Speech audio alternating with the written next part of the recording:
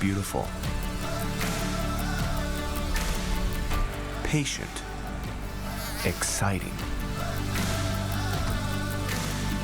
And patient again.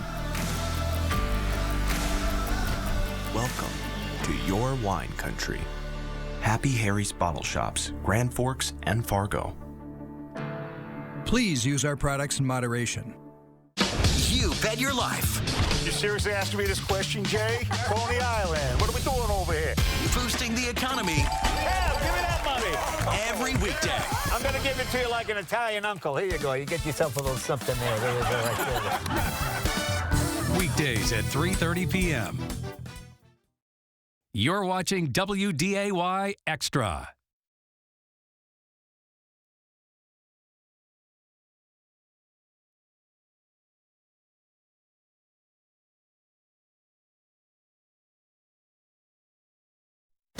Hot Mic with Dom Izzo. Really? Really, Dom? No. I like what Dom's doing. Okay. Dom Izzo. Jeez, come on, Dom. What do you think I am, a magician? Yeah, I'm fired up, Dom. What else could I say? Absolutely. It was great to get on the field, and then Dom came up to me, and I'm trying to walk away from me. I just wanted to enjoy myself out there. Hot Mic. Great job. There's got to be some kind of intelligent question about something. Is Hot Mic. Hot Mic. On the networks of WDAY. You know, if it's not about sports, I find it very hard to concentrate. Here's Dom Izzo. Dom Izzo.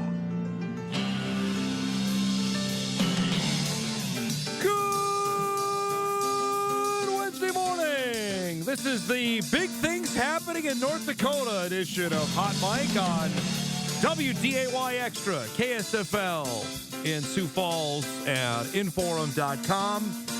On a happy hump day, the 7th of June, 2023. Yeah, it's a big day in North Dakota. Presidential candidate going to announce today. Governor of the great state, Doug Burgum, is going to announce. You'll be able to see it live on Inforum.com. WDAY, of course, will have full coverage. For those that are already scrambling for where you find our stream, we're on a different site today. We're still on Inforum and Sioux Falls Live, but we're on a different link. So if you normally stream us in one spot, we're not there today. I guess the president or presidential candidate can bump us out like that. But we're still streaming, so you can find us still at Inforum.com. There's an article there to click on that. I'll tweet it out, and I think our social media team is on top of that as well to let people know what's going on. So, big day. And, of course, we'll have that covered top to bottom coming up later this morning on WDAY. We are packed today. It is a fun sports day. We went yesterday from nothing to everything. That's how it works. Obviously, the huge news that broke as we were on the air yesterday on the Live and PGA coming together. Still the ripples being felt with that as the PGA Tour is at the Canadian Open this week, which is maybe one of those tournaments that we don't know if it's going to happen beyond this year. Whenever this combination then happens, it's just going to be a fascinating thing to see how that's going to play out. So we'll keep our eyes posted on that. We've got the Women's College Softball World Series beginning tonight with Oklahoma and Florida State. The NBA Finals resume tonight. NCAA Track Championships get going here later today. It's a full day for those of us that follow and love the world of sports, which is good stuff. A lot going on. What's not going on is the Twins hitting the baseball. A common theme throughout most of this season, and happened again last night in Tampa against the best team in baseball. And for those that hadn't seen the Rays play up close, what you got last night was a healthy dose of what they do. They have timely hits, and they have great pitching. And they got to Louis Varland early in the game with this base hit from Randy Arozarena, who's moving up the leaderboard of one of my favorite players out there. Made it a 1-zip game. And then they do this with timely hitting. Christian Betancourt finds a hole. That would plate Arozarena. Luke Raley Probably know him. Couldn't pick him out of a two-man lineup next to me, but he smashes the baseball back to the deepest part of the park, 450 feet. Look at this. He left an imprint in the wall. That's how much he clobbered it. That made it 5-0. I don't even know who this guy is. Jose Siri blasts a 2-run shot. That's already his 11th of the season. Yeah, there are no Twins highlights in this segment. They lose 7-0 to Tampa Bay last night. They strike out 12 times in the game. Varland takes the loss. He drops to 3-2, 6 innings, 6 hits, 7 runs, 4 walks. Not good. Elflin gets the win for Tampa, goes 6 2/3, allows 3 hits, strikes out 9 in the process. And I guess we don't have the scoreboard here. The Twins end up falling now to 31-30 on the season. And the only bright spot is the game only took about 2 hours, 2 hours and 7 minutes last night. So if you didn't invest in it, it's all right. You didn't miss out on much of what happened in Tampa. And the best part about the American League Central is you can lose and still lead the division because everybody else lost. Cleveland lost. The Tigers have lost 5 in a row. So despite the fact the Twins can't hit a beach ball right now, they are still 3.5 games up on the Guardians, 4 up on the Tigers, with Game 2 of the series coming up later tonight, as it'll be Pablo Lopez going. The Rays are going with an opener. Sean Armstrong will start. This is going to be a bullpen game for Tampa. Does it matter and how they're playing against the Rays right now and how the Twins are hitting?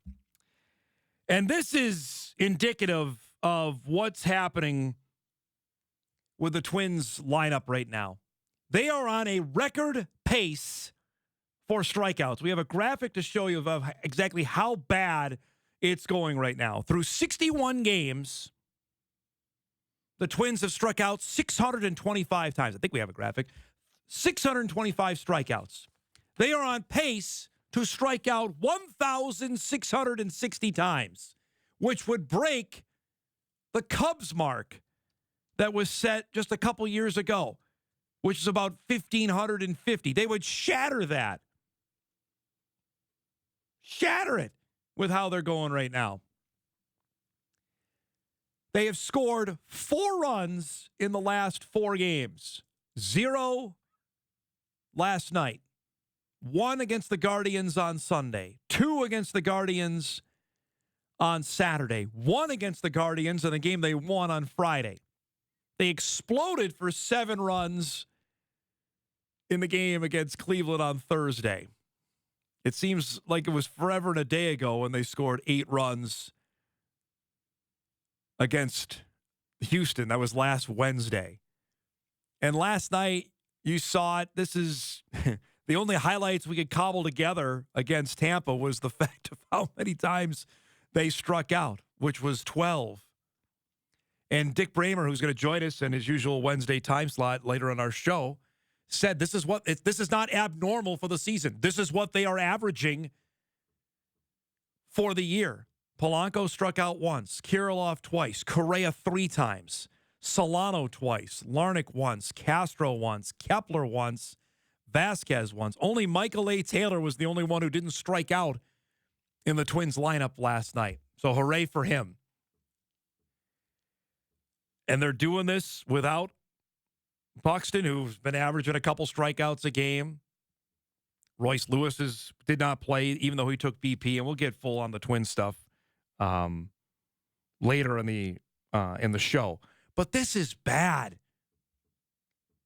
They had 4 hits last night in the game. I don't know what you do. Baldelli said after the game, this was a beauty of a quote. Yeah, we're aware of the strikeouts. Not sure what you do about it. I don't know how you fix it. This is the lineup they have. Now, granted, I don't know if Trenton, Max Kepler out there every single game is working. We talked about this yesterday. He's hitting a 189 right now. What else is there left to do here? I don't know why that keeps happening. If they don't think that, and Larnick played last night, if Wallner can do that. Wallner can field and hit. I'm not sure why they haven't made a switch there. That, to me, is befuddling. Question we'll ask with Bremer coming up later in the show. Because that one, to me, he's scuffling. He's not going to find his form of 2019. He's had 4 years to try and figure that out. And it seems like the ship has sailed there. I don't know. Just be grateful, thankful, Twins fans, you play in the American League Central, because it is as bad as it can be right now. And yet they are scuffling as much as possible and could still win the division by 7 or 8 games. We showed you they're up 3.5 right now. I don't know what else you do. We've talked about this now as we're 61 games into the season. They're 31-30. So you've got roughly 100 games to go. What else are you, blowing up things? They're good for this kind of stretch where you strike out 12 times in a game, and then who knows, tonight or tomorrow, then they explode and put up 7-8 runs. In the middle game of series this year, this is when they've been pretty good, which sounds asinine to say out loud, but that's really how it's gone. You look over the last little stretch here. They lost the opening game to the Cubs, then scored 11. Against the Dodgers, lost that opening game, then won the second game. Against the Angels, lost the first game, won the second game. Against the Giants, they lost the first 2. Against the Blue Jays, lost the first game, won the second game. Changed it up with the Astros. They won that series. They won game 1. They won the first 2 games with the Guardians and then lost the last 2. So if recent trends hold, they'll win tonight against Tampa.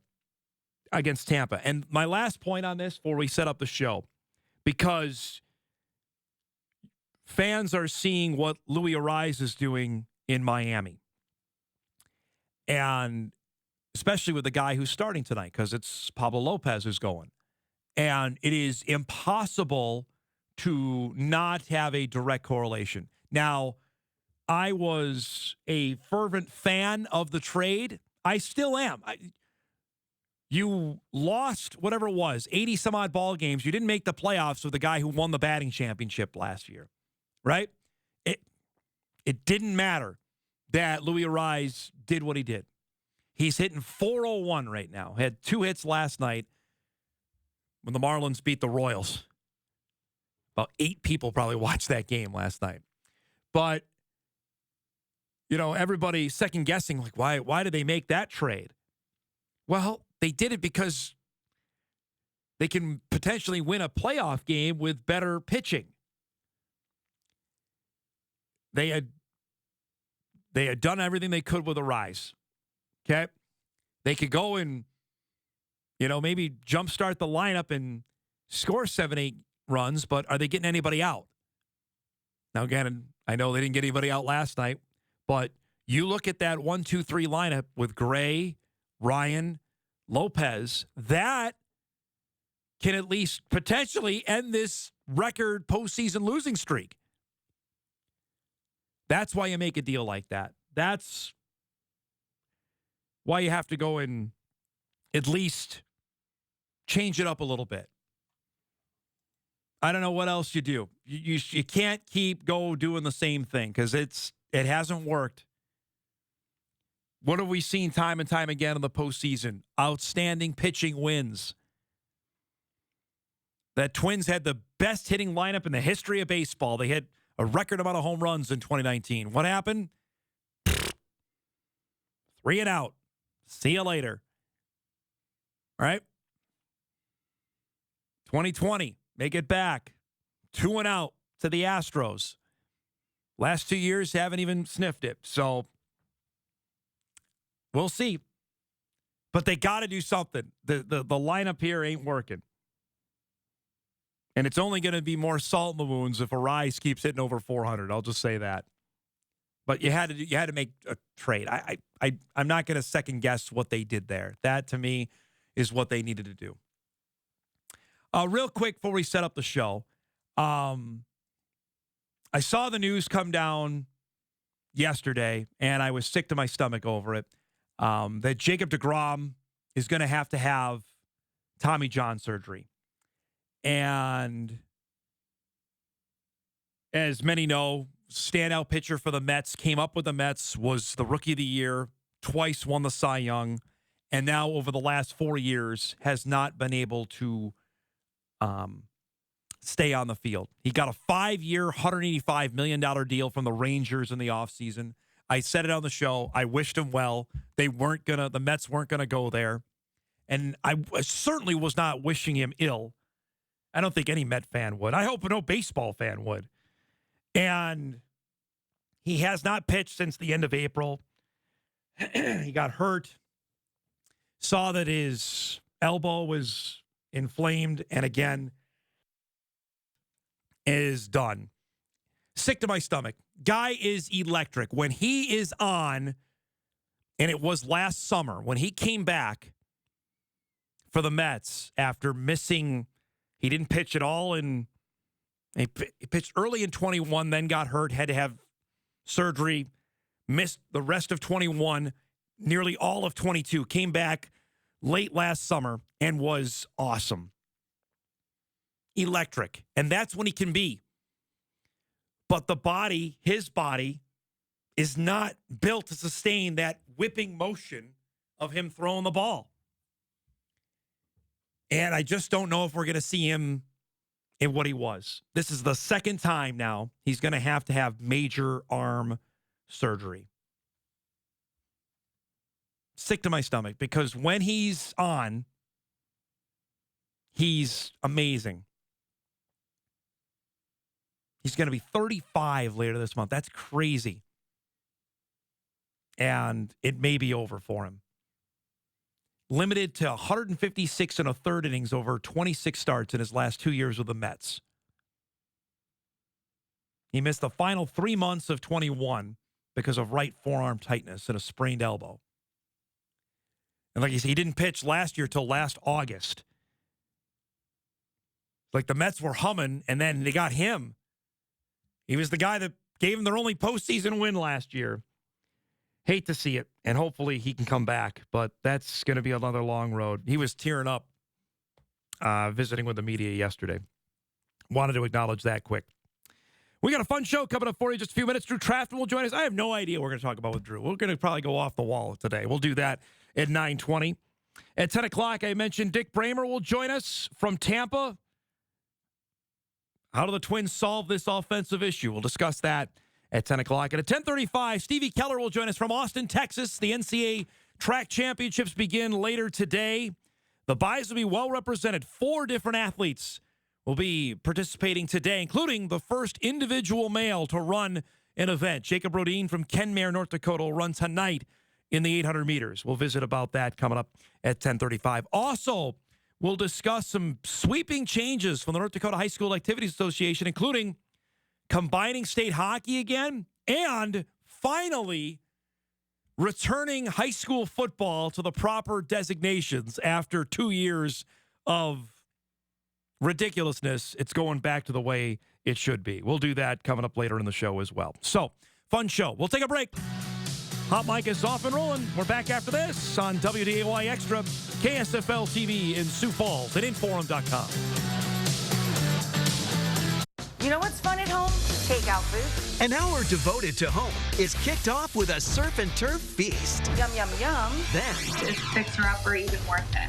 the dynamic duo from Married to Real Estate answers your home buying and DIYing questions. Here's a few tricks. That's a great tip. Plus, tour homes that are free.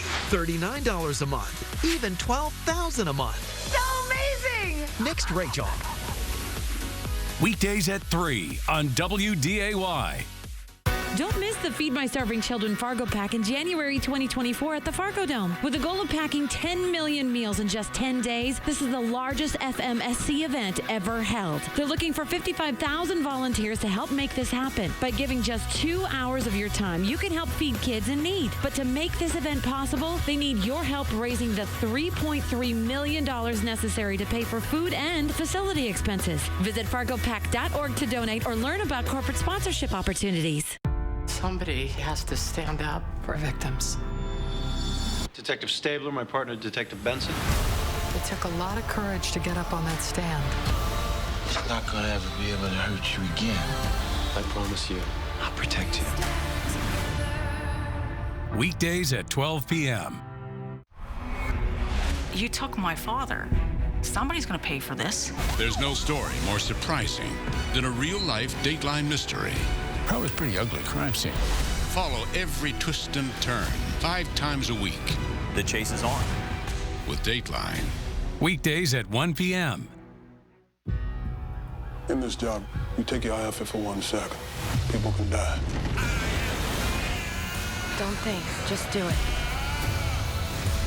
I'm a firefighter, and I will always be a firefighter. Did a great thing today. It's all because of you. Weekdays at 7 p.m. and 12:05 a.m. 911, what is your emergency? Every day we encounter people who are having the worst day of their entire lives. Does it get any easier? Nope. It takes a certain kind of person to run towards danger rather than run away from it. Why is this job so important to you? Growing up, I never saw any heroes who looked like me. And that's what a hero looks like. Help is on the way. Sundays at 8 p.m. A game without a crowd is just a scrimmage. A performance without an audience is just a rehearsal. Without your presence, high school sports and the performing arts aren't possible. Ensure that these essential extracurricular activities continue to enrich the lives of students in North Dakota. Purchase a ticket to your local high school's game or performance. This message presented by the NDHSAA.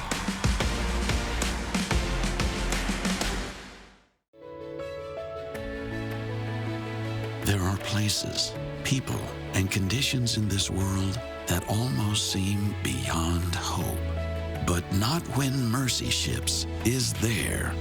Mercy Ships is a place restoring sight to the blind, normalcy to the deformed, beauty and happiness to the outcast, and joy to the brokenhearted. And many times you can almost see the life coming back into them. Can't beat that. Mercy Ships is the largest floating civilian hospital in the world, staffed with some of the most skilled volunteer medical professionals and crew. Mercy Ships is the reason why hope is now in sight for those who need it most. To learn more, go to mercyships.org today. The biggest Seahawks, Sounders, and Mariners fan in the FM area. It's time for Views with Drew. There he is. Drew Trafton comes in every Wednesday at 9:20. I said it before, and I have no idea what you want to talk about today. Hey, let's get nuts. I have a couple things. Yep. Yeah, that's a perfect segue. Yeah. Because you want to talk about the Flash? We are 9 days out. You want to get nuts? Yes. Let's get nuts. We've been talking about this, it seems, you and I, for like 5 years. That's a Michael Keaton line from the first Batman. Which I think on the Warner Brothers Twitter account, they were live watching that last night. Oh, they were? Oh, okay. I saw that. They were tweeting it out, updates as like they started the movie like 8 o'clock last night, so for people to watch. We've been literally talking about this movie for like, what, 5 years? At least, yeah. And now from what early reviews, it's good? Yeah. Question mark? Yeah.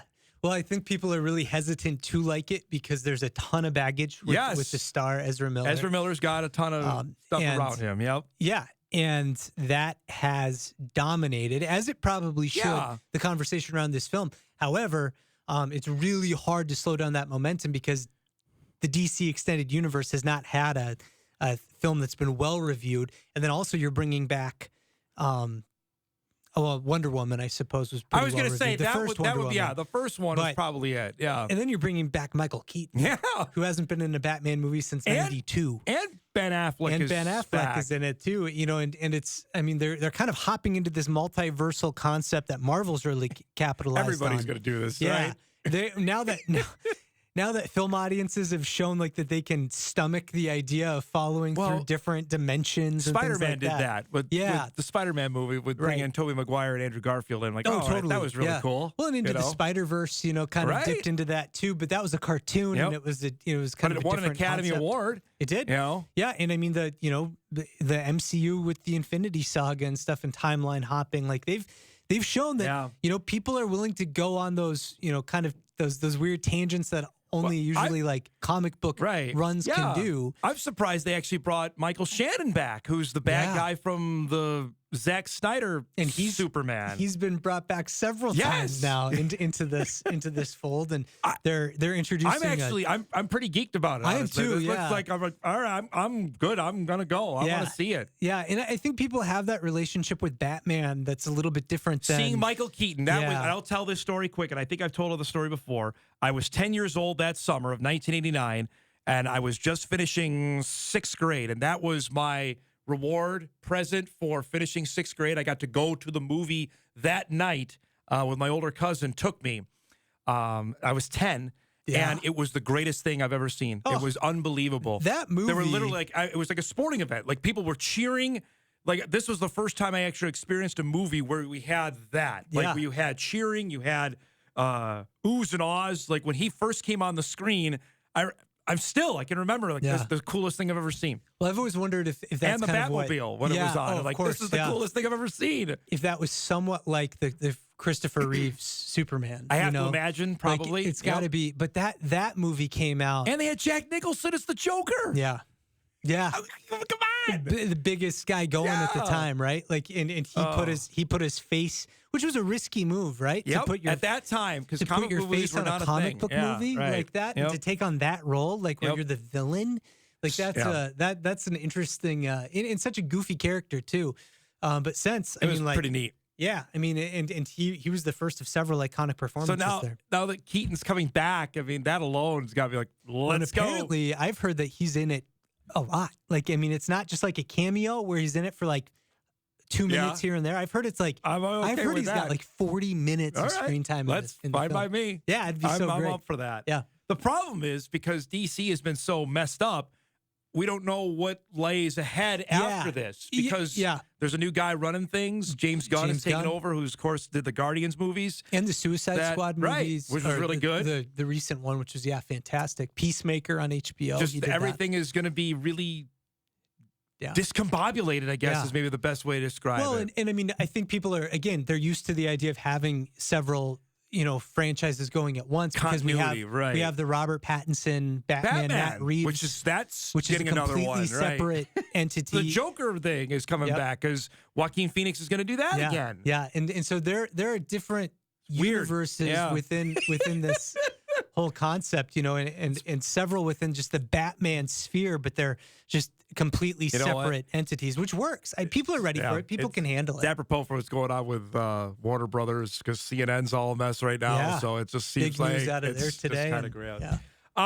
Two things, because last week after you left, the Big Sky announced 2 games on ESPN2.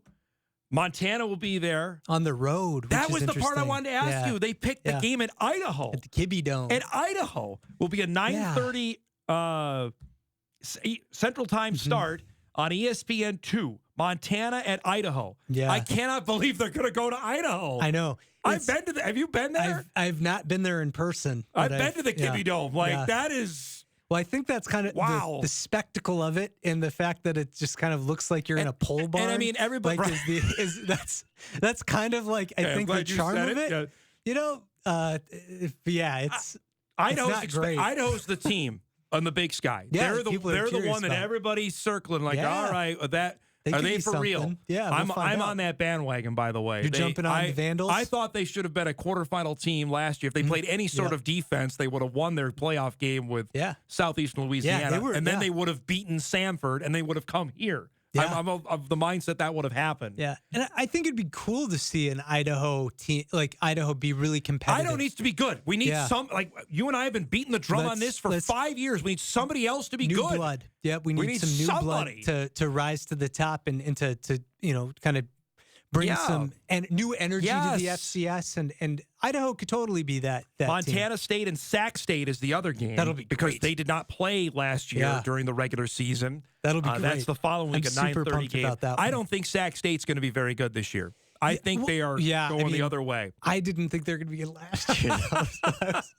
So we'll see. I mean, it'll be cool to get those. But you know good what? to get that exposure for Sac State. You're not wrong on your opinion because they should have lost their first playoff game, and they did lose their second one to Incarnate Word. Like, I didn't think that they were for real, but they Sac State's weird because they always get. It seems to me just. Historically, they'll get the big dogs in the Big Sky coming in at home off of it's usually off of a week where the other team had a really big week the weekend before, and they just always get over. They always overlook Sac State, and then Sac State just murders them, and it's weird. It always seems to work that way.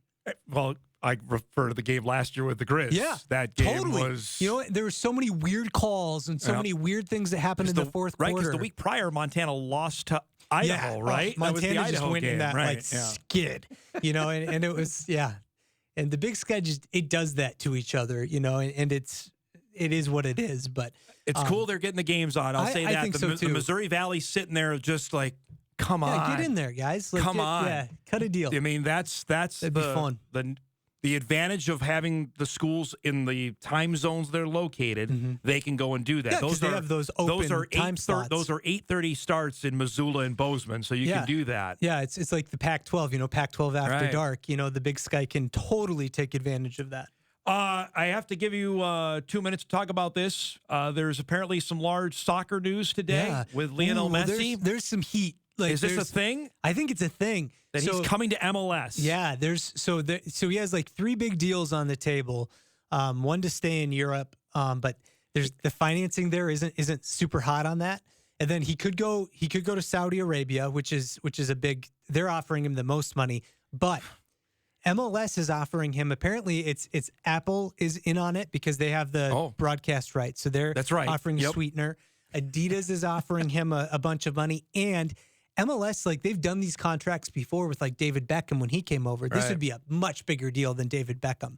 But they offer him hey, you're going to have an opportunity at the end of your contract to buy a team if you do that. And Messi has money. They'd ungodly sums they'd of money. Give him a good deal. They're talking in the neighborhood of $50 million a year because they have these exceptions to their salary cap where you can buy designated player spots and it only counts the maximum against the cap, but then you can pay them whatever really you want. And so he could get Patrick Mahomes money to come over here, play, and then get massive endorsement deals, get a kickback from Apple on the broadcast rights. And he would sell so many tickets. Okay, that was my question. Can he still play? He can play. It would be like if LeBron James decided he was going to go play overseas in Europe.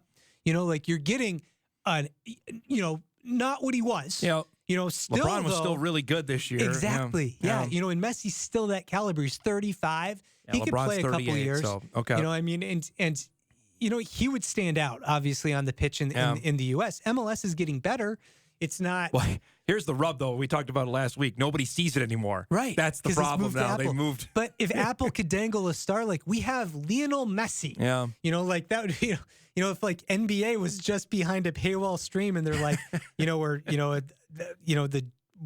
G League, and then they're hey, we have LeBron James and nobody else does. People might, that might entice some people. I think putting butts in the seats, which hasn't actually been a problem for MLS. I was going to say that's not a problem, They draw right? really well. And they've been really smart with how they build. They've got these 20,000, 30,000 seater, stadiums. Look down the road here. The United have done really well, and that's a dynamite stadium in St. Paul. But that's a guaranteed sellout when Messi's there, and it becomes a little bit more of a circus. It'd be cool. So there's a lot of heat around that, and some pretty reliable reporting, including The Athletic, saying this is moving towards happening. It's not for sure. It's not a done deal, but it could happen.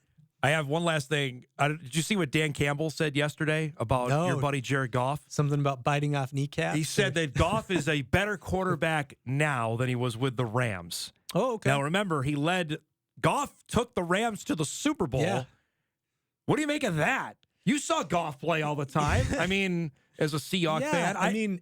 I was always under the assumption that McVay used every last second he had with the headset communication to let Goff know what was coming. But Goff played pretty well last year for Detroit. He was good. He wasn't a scrub. Yeah. And he has a sizable contract. I mean, I think maybe they're just kind of letting him know, like, hey, you're our guy, because they did draft Hendon Hooker. Right, they have a guy.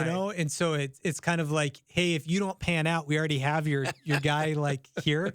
And if you don't pan out, we'll probably draft somebody next year anyway. So, but hey, we have all the confidence in the world. You're great. You're great, man. You look great in OTAs. Everybody's always in the best shape of their lives. Right. Like in the OTAs. This is really the silly season for the NFL. Kittle, with Trey Lance yesterday, Kittle was like, hey, Yep. Just so you all know, he's for real.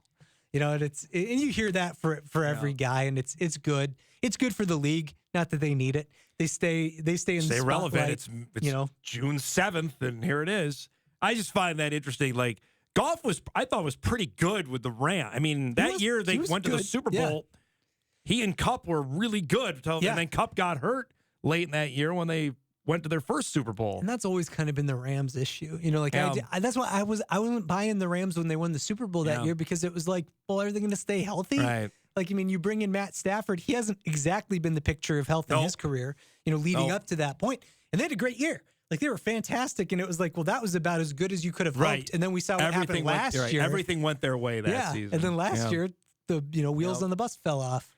I don't know. Just interesting on that. Yeah, you're not buying Dan Campbell? No. But I did see the 49er news yesterday, and that did raise an eyebrow. I'm like, all right, I don't know, because Shanahan also said, and I don't believe anything he says, that, we haven't talked to Trey Lance about a potential trade. How do you? Yeah, right. I don't believe that. No, you can't. Everybody wanted Sam Darnold, and the 49ers got him. Mm-hmm. And you don't go out and get that guy just to not have, like, I mean, he is your purposeful backup. Like that. Right. That's why you have him. So yeah, of course you're shopping.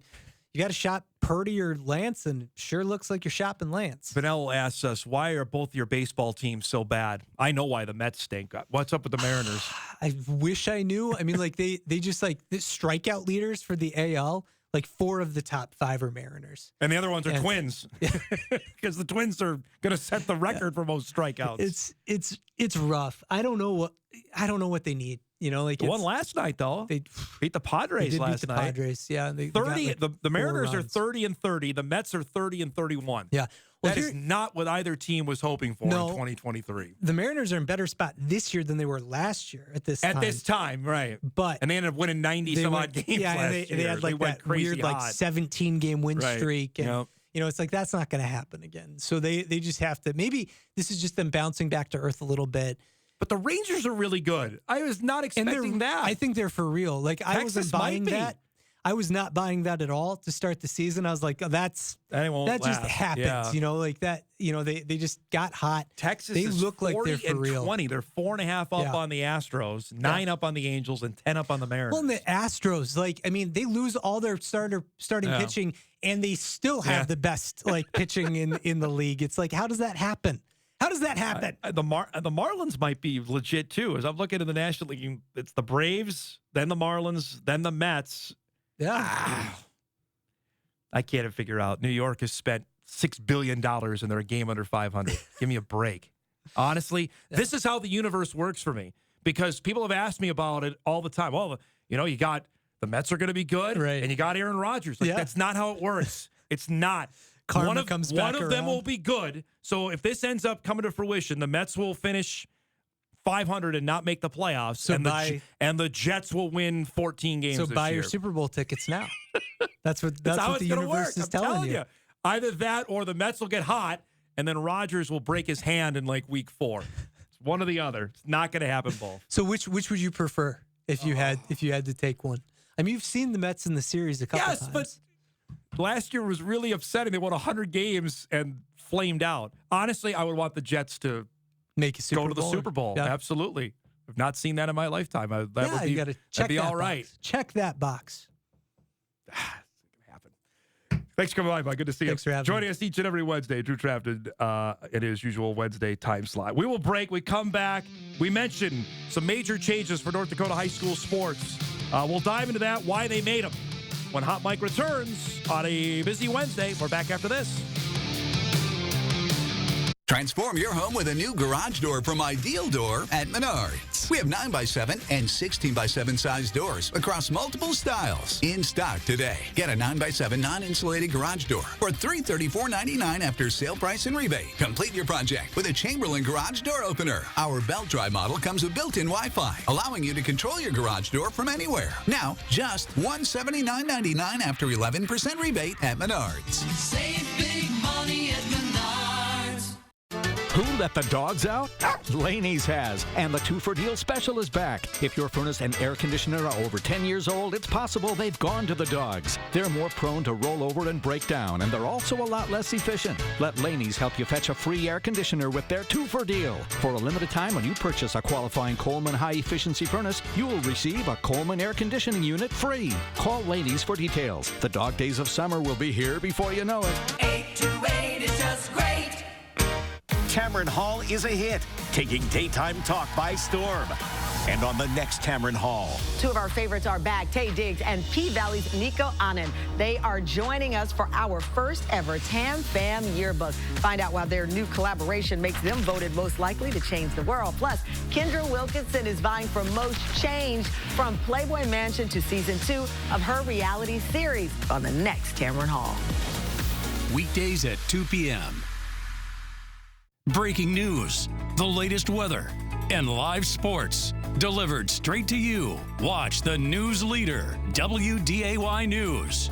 Recreational marijuana in Minnesota comes after years of advocating.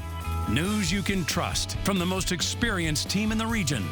On and off the field with expert coverage and analysis. Swung on and missed. Oral Roberts is the Summit League Tournament champions. WDAY News. My whole life, I've struggled with lower back pain. I wasn't able to stand, play golf, or sleep comfortably. I've tried cortisone shots, but it wasn't that effective. I saw an ad for the Center for Pain Medicine, went in, talked to Dr. Ghazi, and he recommended SI joint fusion. The surgery was minimally invasive. I walked out pain-free. I'm out golfing, and it's great to have my life back.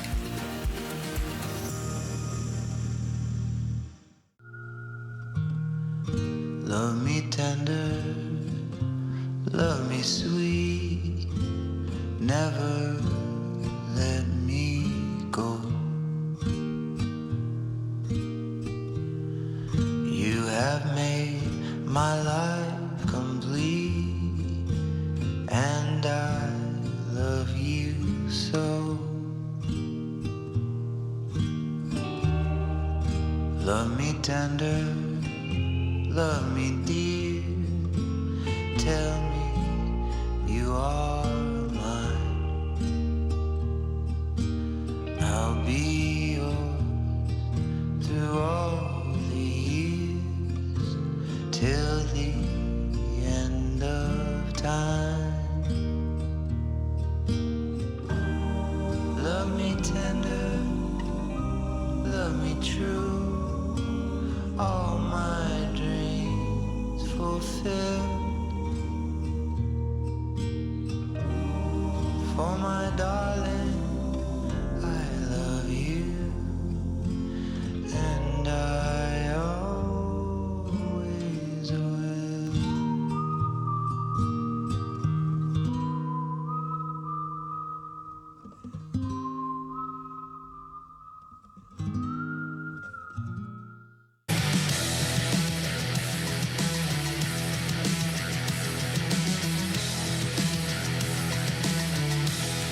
Oh, yeah.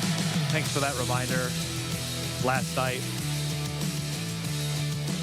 Got home, actually. Flipped the TV on. The Mets hit 2 two-run home runs. Went up 4-1. I'm like, all right, thinking pretty good. And then,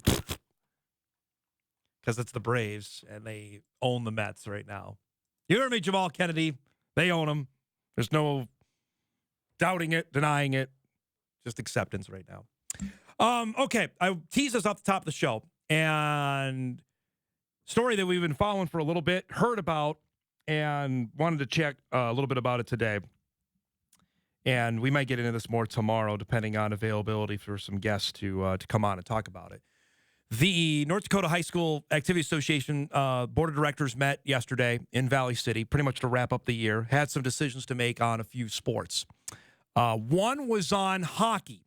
You'll remember this time last year, maybe a little bit earlier, was the decision was made to separate the state tournaments. The boys would be separate from the girls. The girls would start their season a week later and have their own state tournament, which they did in Minot this past March, and saw North-South beat Davies in Minot to win the state championship.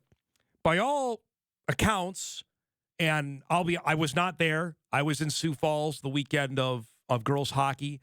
The tournament was well run. Minot did a great job, but there were 200 people there. May have had more to do with who was playing in the championship, but it was not well attended.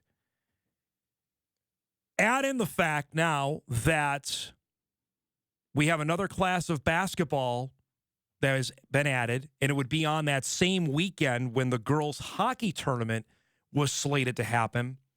That creates a logjam of quite a bit of proportions. And I'll just say this here, folks. I'm going to tell you, on the TV side of things, it would have been really, really hard for the girls to get the coverage that they got last year this coming year. In fact, it may have been impossible. This past year, the girls' games were all on Extra. The quarterfinal games were. Semifinal games were. And the championship was on statewide ABC in the afternoon leading up to the girls' Class B championship game. Now you add in, if they were going to stay on that same weekend, you would have the girls' Class B basketball and the girls' Class A basketball happening at the same time, and girls' hockey. And I remind you that the NCAA calendar is a week later, so the Summit League basketball is still happening, which we are contractually obligated to carry North Dakota State basketball. Something's got to give. I mean, we have done a ton of stuff. I still believe we would have done it in the best way we could have, but it would not have been to what they were either got or were accustomed to.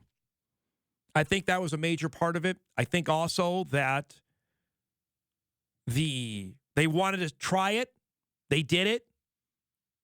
I'm not sure if it worked as well as they were hoping. So that will revert back to a combined tournament that will take place the last weekend of February in 2024. That will happen at Shields Arena and the Farmers Union Rink, February 22nd through the 24th of 2024. And for those wondering, well, does that mean the girls' hockey coverage will get lost? No. They will still have their coverage with games streamed. The semifinals will be back on Extra on Friday next February, championship Saturday, much like it has been in the past. Frankly, I was more concerned on the venue rather than the separate weekends. They're back together, which I think makes sense, but what makes more sense is to play it at Shields Arena every year. I've been on that bandwagon for a long time, but that should be the case going forward. So that was one of the biggies that was announced yesterday out of Valley City. Couple others to talk about. Second one is 13 weight classes now for wrestling. They will add a weight class for both boys and girls. We got a graphic here to show on the other changes that were made. This is important because now they actually will avoid the tiebreaker for criteria. They'll actually have an odd number of weights which I believe is what nationally they do in high schools. Makes a lot of sense there. The last one on the screen is one I've been clamoring for 2 years since the new football plan went into existence. The football classes are going to return to their original names. 3A, AA, Class A, and 9-man. No more of this 11B junk, 9B junk, and A and nobody knew. Nobody knew what class they were in. What? Who's playing? Huh?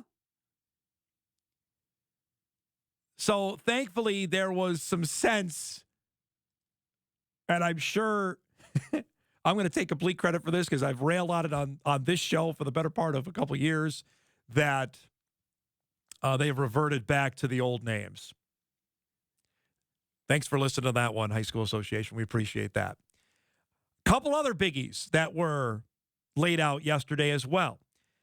For the A and B basketball tournaments that are coming, they will be seeded 1 through 8. I like that. Now remember, there's going to be 4 regions, 2 teams coming out of each region. The 5 through 8 seeds can be switched. That's to avoid region rematches, which makes a ton of sense. I like that. 1 through 4 is going to be locked in. Right? So let's just say you could have Central Cass and Kindred both make it to state and one be seated, I don't know, we're just going to take, for example, 5 and one be seated 8. They could avoid that and change the seating on that so they wouldn't end up playing in the second round. That's to avoid the rematches of what happened in the regional tournaments. That makes a lot of sense to me. I like that. And heck, that could be applied to a couple other sports. Hockey being one of them if they wanted to go down that road. They also will change in basketball for Class A and Class B. They are going quarters in Class A. The foul structure will be similar to what NCAA women's basketball is, that you get 5 fouls and then it's to the double bonus for a quarter. And then they wipe the fouls out and start over. I love that rule. Personally, I wish men's basketball went to that. Men's collegiate basketball is the only classification where they play halves and not quarters. It's not done internationally. It's really not done in a majority of the country in high school hoops. North Dakota does that. I know Minnesota does it. Quarters is the way to go. But they will change that for Class A and B basketball starting next season, as they will play with 5 fouls and then they reset for the second quarter and so on.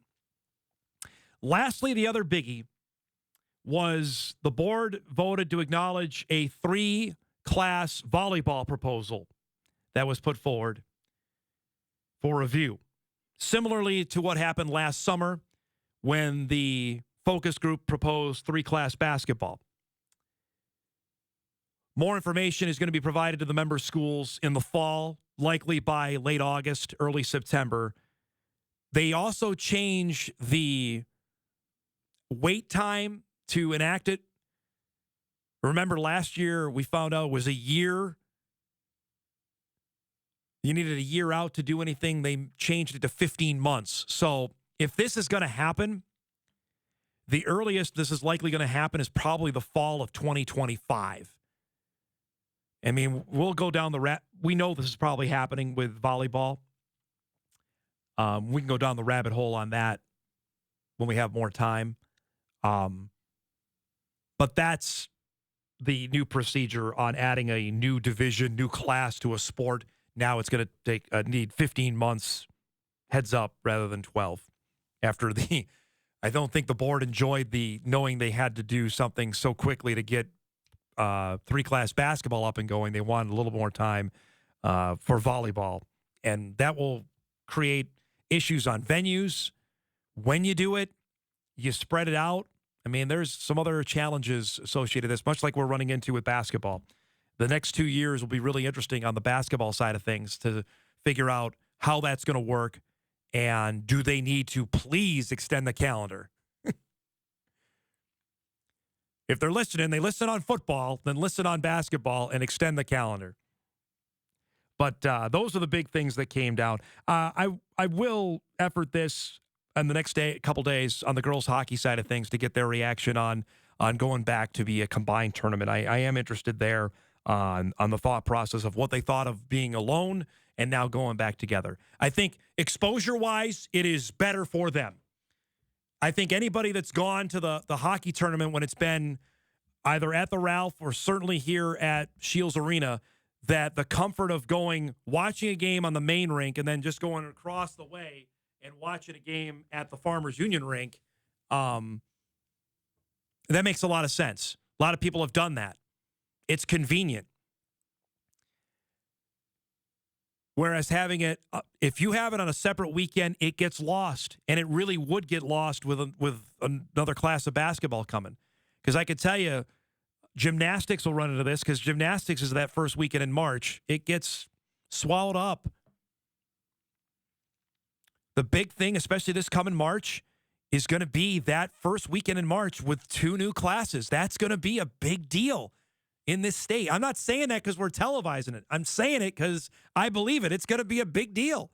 And when we have it 2 weeks later, when we have the 2 classes of Class A and Class B boys, that's going to be a big deal. If you're girls hockey, you want to have as much attention on you as possible. So have it the weekend when the boys are playing. Maybe that makes more sense. At least you're going to be on television. You know that. Coverage-wise, you will get lost.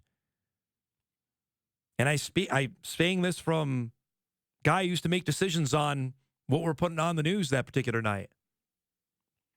We'll break. We'll come back. We'll wrap up hour 1. Dick Bremer around the corner. We'll talk on the struggling Twins when we lead off hour 2. Hot Mike continues on a Hump Day Wednesday. We're back after this.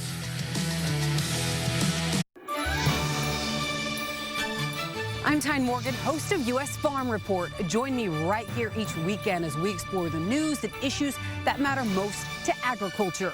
We know each year farmers and ranchers are thrown challenges, but as agriculture continues to adapt, we are right there with you. From markets to weather, we take a deep dive into what matters most to agriculture and rural America. Saturdays at 6 a.m. News happens at all hours of the day and night. Stories develop and situations change in the blink of an eye. In our community, knowing where you can turn at any time of the day for clear information and facts is more important today than at any other time. That's why we start our day in the middle of the night to gather new information and be ready to bring it to you. Tracking what has changed overnight and how that will impact your day today. We're here for you with the most up-to-date news and weather to get you on your way, because your community is our community. It's been said that when someone you love has Parkinson's, you have Parkinson's. The truth is, Parkinson's disease doesn't just affect the diagnosed. It affects everyone who supports and helps care for them. Worldwide, over 10 million people are living with Parkinson's, a neurological disease that affects movement. And with so many places to search for information, it can be difficult to know where to begin. The Parkinson's Foundation has answers. Answers for everyone in the fight. We can help you understand the disease, help you find expert care, give you tips for living a better life, share the latest research, help you find local support, and there's a free helpline you can call. Find your answers and join us in the fight against Parkinson's. To learn more, please go to parkinson.org or call 1-800-4PD-INFO. The Parkinson's Foundation. Better lives together. Overcoming drug addiction was difficult, but I found the path to recovery that worked for me. Treatment helped me come to terms with the issues in my life that caused me to use drugs. And I found better ways to cope. Learning I had a substance use disorder helped me realize I needed to make a change. The road to recovery is different for everyone. There were good days and bad days. But I found strength in seeking help. My friends and family made a huge difference in my recovery. I never gave up. I found my path, and I keep walking it every day.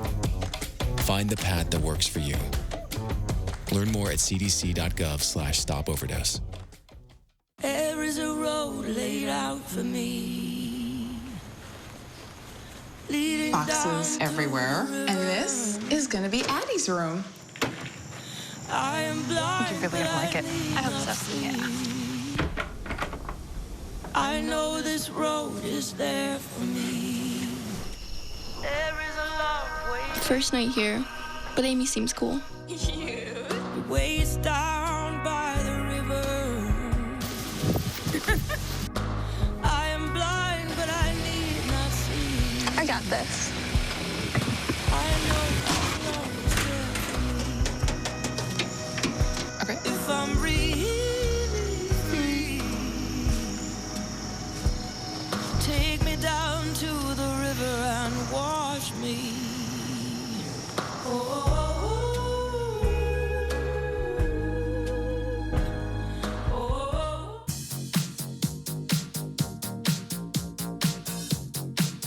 Our Hump Day Wednesday show rolls on. When will the Twins score any runs? Big Bremer will try to answer that from Tampa when Hour 2 of Hot Mic begins. After this.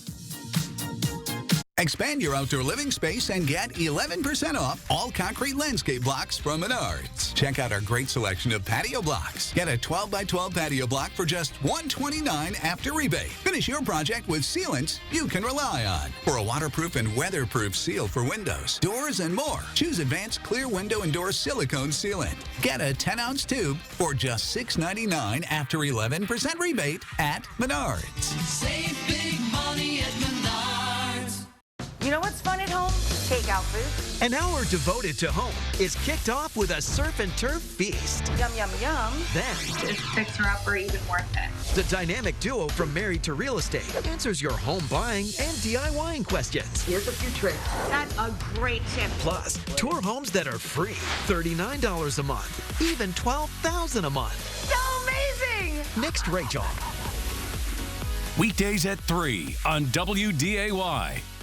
Send your weather-related photos or video to the WDAY Storm Tracker team. Contact weather@wday.com or share them with us on Facebook and Instagram. Keeping an eye on the sky. The WDAY Storm Tracker team. Ever hear the one about the frog? Put a frog in a pot of boiling water and it'll jump right out. Here's my resume. But put a frog in a pot of cool water and slowly heat it up, and that frog will boil. It's a lie. But as a metaphor for us and all that we go through as veterans, real-world experience. it's a story that rings true. We make excuses for how we feel. We push everything down. We tell ourselves the lie that it's easier to stay in that boiling water, to disconnect. And some days, maybe, it is. But you've never been interested in easy. Reaching out is hard. Do it anyway. You're not alone. You've got this. You are not a frog. Find resources at va.gov/reach. Thanks for buying a fishing license. What the? I know, but listen. I want you to picture all the great things this simple purchase does. Like building public boat ramps, keeping local waters clean so families can fish and swim, and maintaining a healthy fish population. What's Mom doing? It also provides fishing education and activities for the kids, and funds long-term plans to protect our lakes and streams. Wow. Wow is right. Did he? When you buy a fishing license, you do a lot, because every dollar from a license purchase protects and maintains your local waterways for future generations to enjoy. Learn more at takemefishing.org. Victor deployed for the first time to Afghanistan in 2003. He sustained a moderate traumatic brain injury. Basically, he had to relearn everything. One of the most important elements of caregiving is taking care of yourself. We have our own journey, and we can fulfill that journey at the same time that we are helping our loved one. Visit aarp.org/caregiving for a free military veterans guide to navigate your caregiving journey. My son had a full-blown asthma attack. It came out of nowhere. The unsettling thing about some symptoms is you don't always know what's causing them. He had a reaction triggered by cockroach allergens. Threats to your health can come from unexpected places. Get the facts. Visit pestworld.org.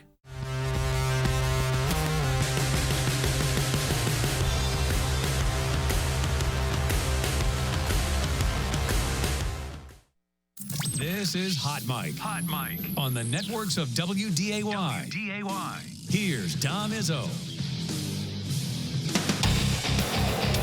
A drive to left field. He has done it again. And a leaping catch at the warning track. Got it. And the Twins complete the sweep. And we mentioned the Twins' struggles off the top of the show. Dick Bremer joins us each and every Wednesday from lovely St. Petersburg, Florida, as they get ready for Game 2 against the Rays. I mean, there's a million things you could ask about why they're struggling. I don't even know how to barrel it down to get it to one question, but this is how they've worked. They've had streaks where they've hit the ball, and then they've more often than not, though, and I heard you make the stat last night. I mean, 12 strikeouts will jump out at you, but that's what they're averaging throughout the season. So that's not even alarming what happened last night. Yeah, we were encouraged last night because Jorge Polanco was in the leadoff spot, and he had a long at bat, a lot of fouls. We compared it to a Denard Span at bat because Denard, we saw here, he does pre and post game work for the Rays television network. And then Polanco ended up striking out, but still you felt like, okay, at least it was a battle, right? Yep. I mean, a good pitcher who doesn't lose in that ballpark. And Polanco stretched it out, whatever it was, 9 pitches, something like that. But then they just kept coming, more rapidly and more quickly. And you can't, I mean, we just got done playing the Guardians, right? They don't strike out. No. Well, they do, of course, but they're the team with the fewest strikeouts, and the Twins are the team with the most. Twins have hit a lot more home runs in Cleveland, but they're taking on a team here now in St. Petersburg that they hit the ball over the fence more than anybody else. They've struck out about 100 times fewer than the Twins have, and they've got a lot of things going, and you're not going to be able to beat this team, I don't think, striking out twice an inning. When you watch them now up close, Tampa that is, Dick, what stands out? I mean, you said they had off air, they got a little pixie dust going on. What about this team is so imposing when you watch them? They've got a formula here, and I asked Rocco Baldelli about that. Of course, the Twins hired him from this organization, and he gave a more elaborate answer than I have gotten from him with a similar question over the years. And he did admit that they had a lull here. They had 4 straight losing seasons, but you tend to forget that because they were really good for a long time. Then they had that lull, and now they're really good again. Only 7 of their players were drafted and developed by the Tampa Bay organization. Wow. They picked players off.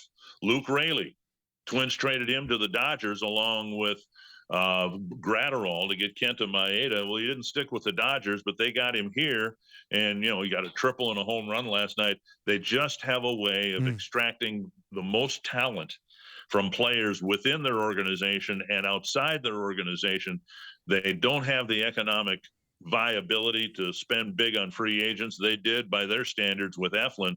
It really is a marvel, and it's something that everyone in all sports, I think, should admire. Well, I look at 2 guys, I think homegrown guys, and Arozarena and Wander Franco. Those are guys they did find, and boy, they are. Arozarena, I love watching play. He's just he's a marvel out there. They're both really good. Yeah, Arozarena came, though, from the Cardinal organization. Yeah. And, that's the way they work it. You look up and down their lineup, and they have to, economically, they have to let players go, whether it's David Price, whether it's James Shields, whether it's Evan Longoria, players like that. They can't hang on to all their balloons. But what they do better than anybody else is get players from other organizations and find a way to make them blossom here. And it's fun to watch. It really is. I mean, the ballpark is terrible. The crowds aren't good. but it is a very entertaining and very good team to watch. Another one, Blake Snell. I mean, he was a standout. Now he's gone and pitching in San Diego. It's fascinating to me that they keep finding guys. They turn them into great players, and they ship them off, and they get great players back in return. It's amazing how they have done this. Okay, on the lineup and the strikeouts, I know Baldelli said after the game it's clearly an issue. How do you fight? How do you combat that? What do you do with it right now? I don't know. Somebody was suggesting to me yesterday that they ought to get, change hitting coaches and all that. That's a tough thing to do in the middle of a season. The Twins had to do it last year when Wes Johnson, their pitching coach, bailed on them. But it's a hard thing to do internally and intentionally because they've listened to this voice. David Popkins is the hitting coach, and I don't want to lay the blame on him. I'm beginning to believe. Ken Herbeck said it best. It might not have been his original thing. Full head, empty bat. And meaning, if you're up there thinking you're not going to hit, and I'm beginning to wonder if that isn't part of the problem. Everything is done now at an accelerated pace because of the pitch clock. Maybe there's too much information that these guys are trying to process in a shorter period of time. And I don't know how you get away from that when you've built your whole hitting philosophy around that. How do you get players to just go, you know what, I'm going to go with what got me here? I was fascinated when Edward Julien was called back up I think we were in California at the time, and I said, what did you work on? And he said, I just worked on trusting my eyes again, which, basically what he was saying is I'm just going to go up there and be myself. And not think about the different, analytical analysis of what this guy throws on 2 and 1, what he's throwing, where he's going to throw it, what his, preferences are when he's ahead and behind the count, and just see ball, hit ball. And maybe, and I, of course, don't know, but maybe that would help unlock some of the puzzles in that Twins lineup. Right now, Max Kepler looks like he's lost. He doesn't look like he's even close to hitting the ball hard. And this is a veteran, right? He should have figured some things out by now, and he looks as confused as anybody. Well, that was my next question on his status. I mean, how much longer can they trot him out there, have him go 0 for 4? He's hitting one. I mean, with viable backups that we've seen have produced, I'm struggling on why he's still in the lineup every day. Twins activated Trevor Larnach because they felt he was going to be helpful.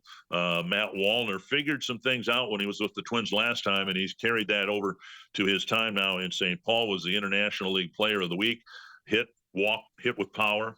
I don't know what the answer is. You'd hate to think that anybody would look for a sacrificial lamb at this point, but after tonight, there are 100 games.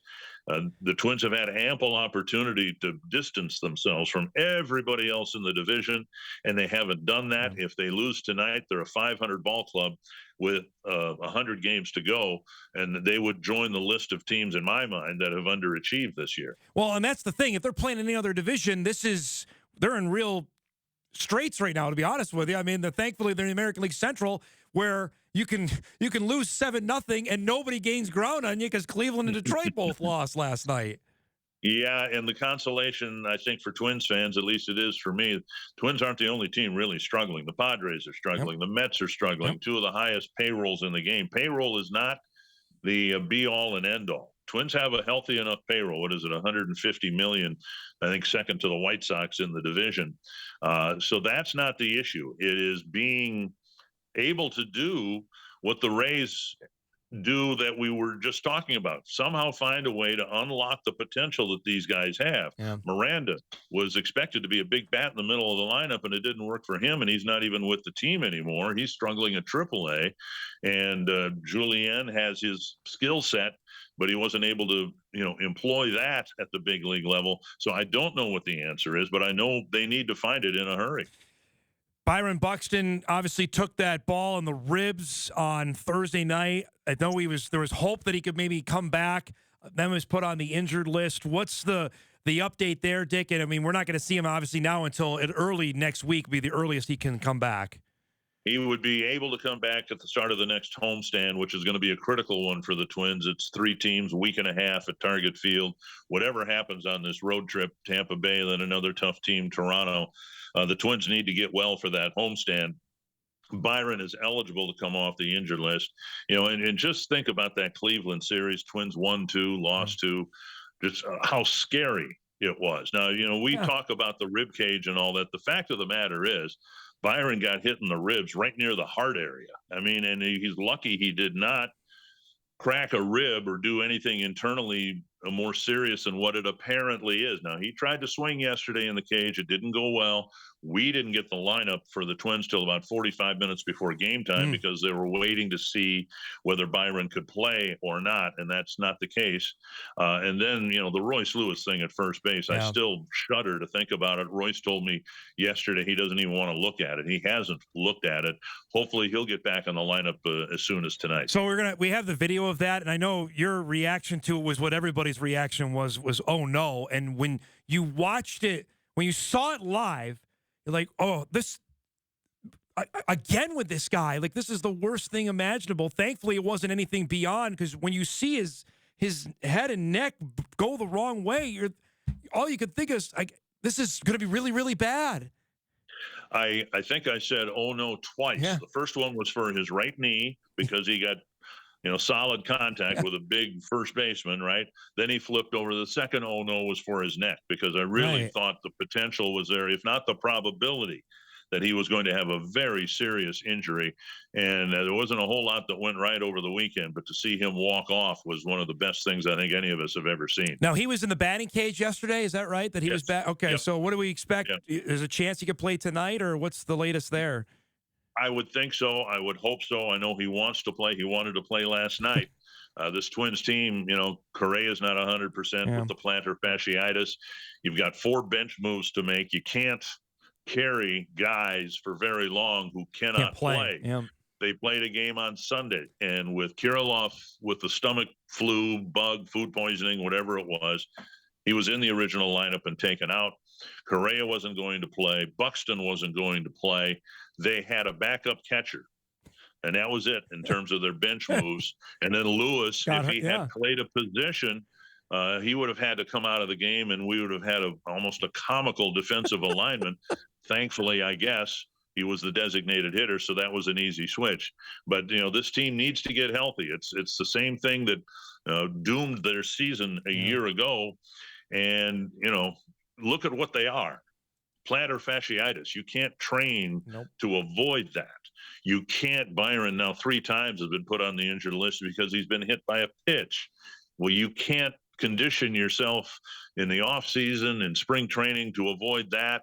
It's just a series of things that are unavoidable, but you have to deal with them. And the Twins need to figure out how to get these guys on the field, because their best players, in many cases, aren't able to play. Let me ask you before we go to break here. On the play with Lewis, what's supposed to happen there? Arias has got the bat. I don't know. Where else do you go?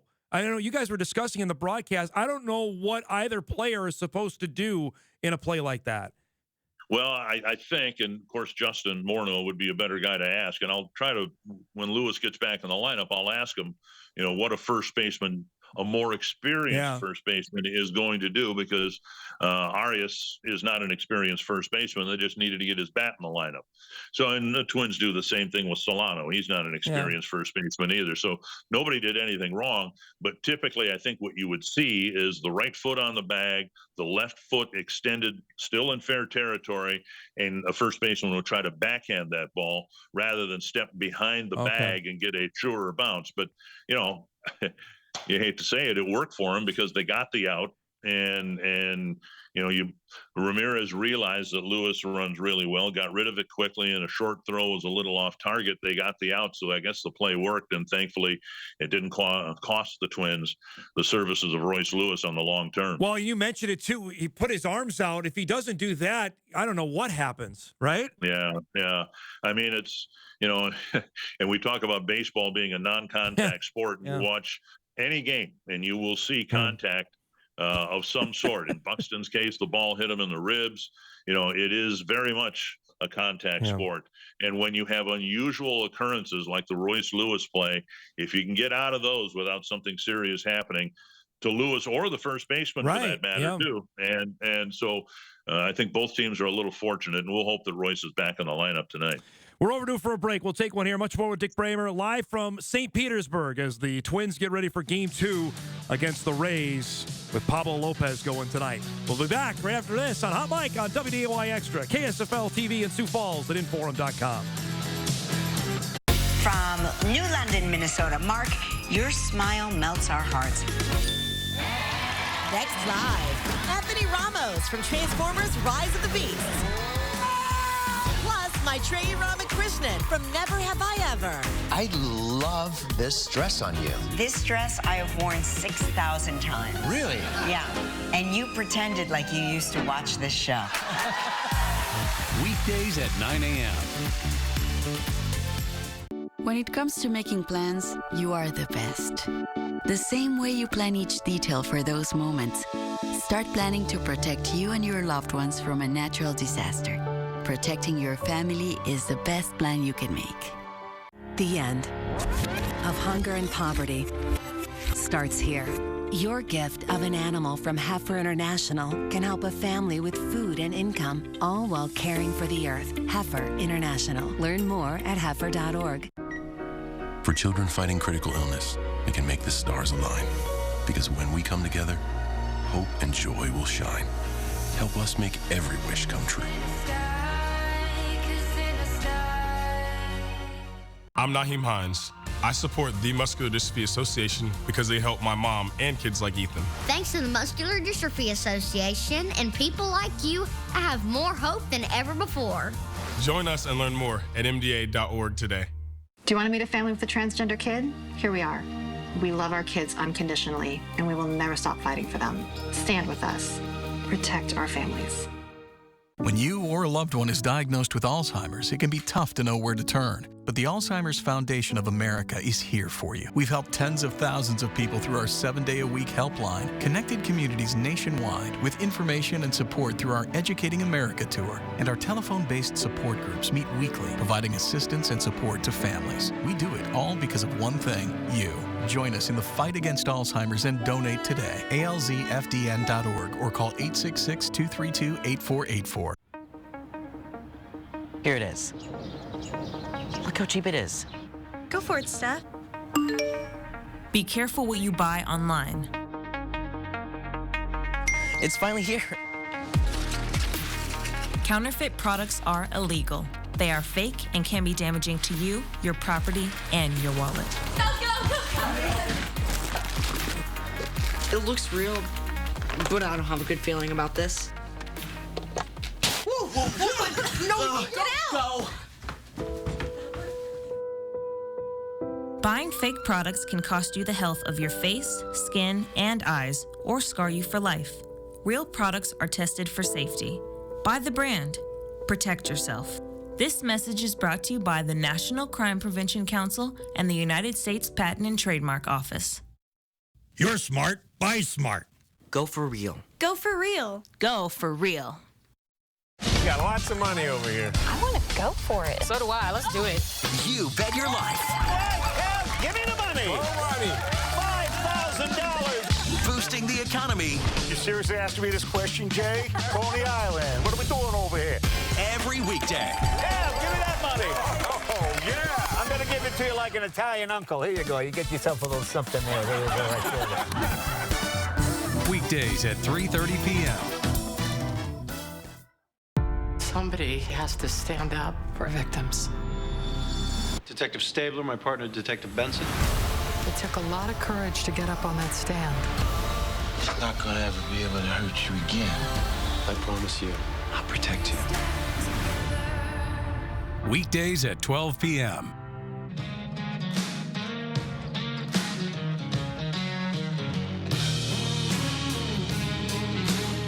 Welcome back, everybody. Hot Mic here on this Wednesday. You look at the Twins' starting pitcher ERA. It'll be Pablo Lopez tonight. Now, I mentioned this off the top of the show, and I know you'll shake your head at me on this, but Lopez going, we're seeing what Louis Arise is doing, and you know what? You weren't going to win a playoff series with Louis Arise. You have to have starting pitching, but when you have a doldrums like this, Dick, and you see what Arise is doing with the Marlins, it's just like the salt in the wounds of like, because he ignites a lineup. He is able to do that. Well, he did it for the Twins, and he's certainly doing it with the Marlins. Kind of a funny thing happened the other night after a Twins game. From time to time, Rod Carew will call me and wants to vent or whatever. So he called me after the game the other night, and at the time, I think Louis was hitting .390 and had a 5-hit game. And, of course, Rod was Louis's mentor in his years with the Twins. And so we talked about a number of things, and he did most of the talking. I'm smart enough to listen rather than talk in that conversation. But when the subject swung around to Louis Arise, I said, can you imagine hitting .390 in early June? And then I realized I was talking to the one guy on the planet who could imagine that because he had done it. And it's really a wonderful story. I think we're all happy for Louis with 2 more hits last night. And he's hitting .401.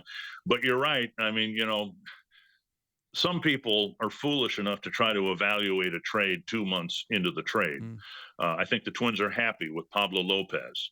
The Marlins, I know, are happy with Louis Arise. What the Marlins are going to get, though, after this year is 1 more year of Louis Arise, and then he'll be a free agent.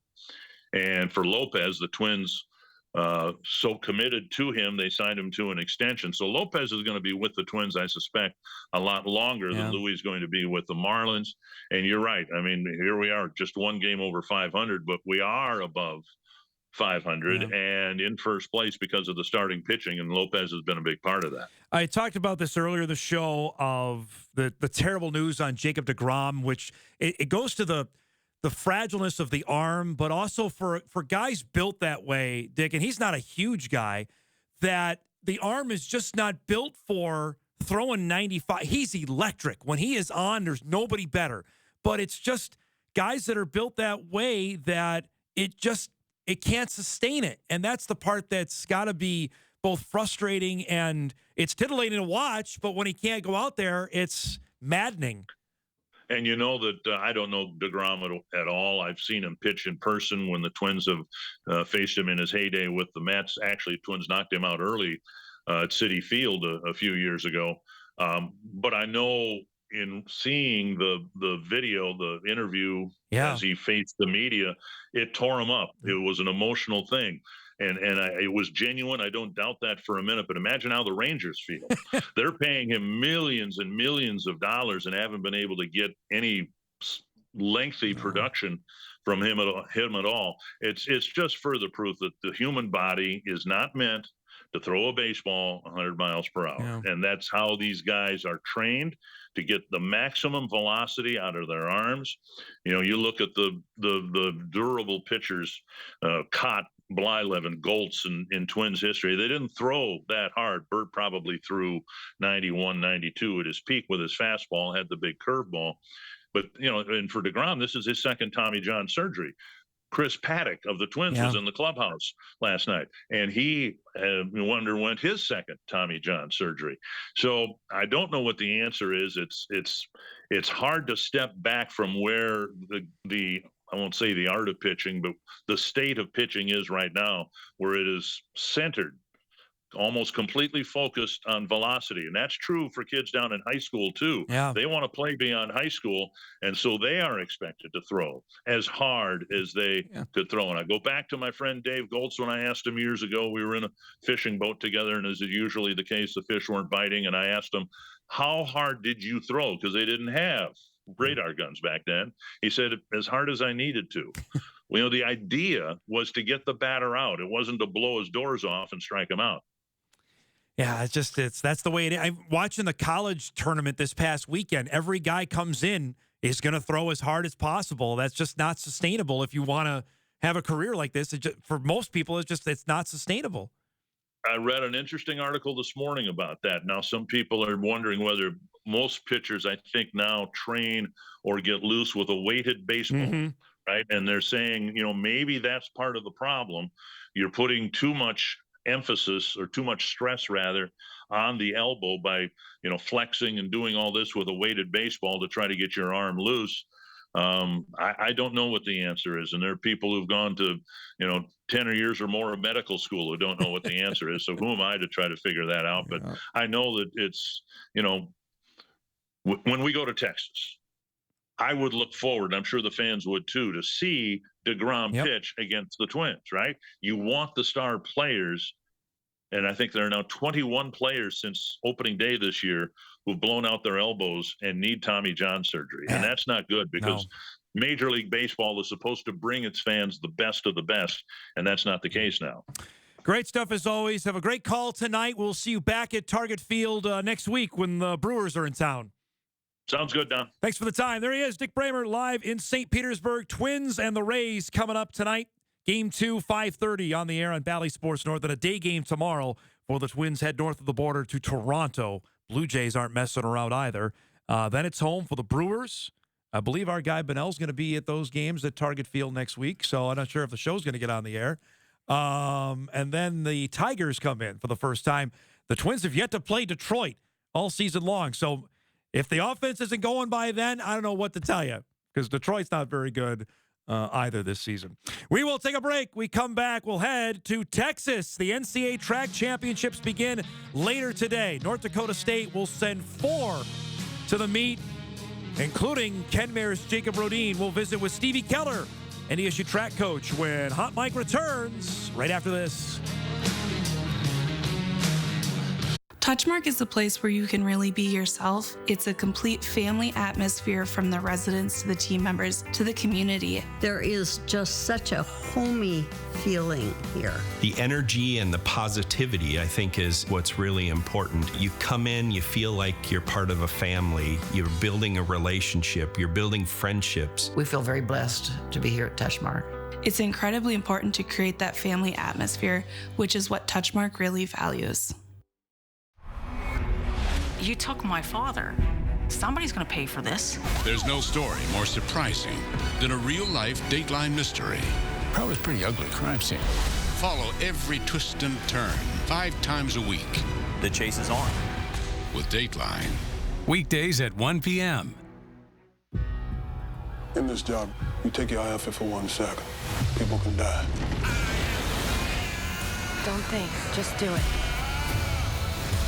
I'm a firefighter, and I will always be a firefighter. Did a great thing today. It's all because of you. Weekdays at 7 p.m. and 12:05 a.m.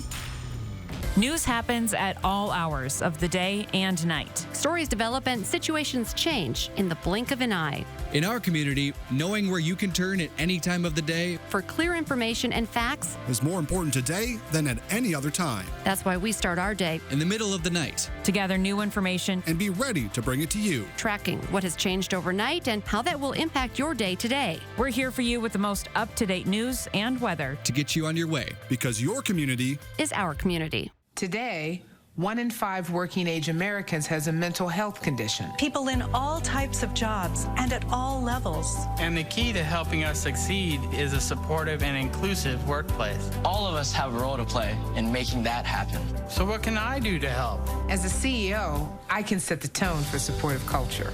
As a manager, I can offer assistance and accommodations. As a coworker, I can listen and be a source of support to my colleagues. As someone with a mental health condition, I can ask for what I need to perform my best. I can offer all employees the supports they need to deliver on the job.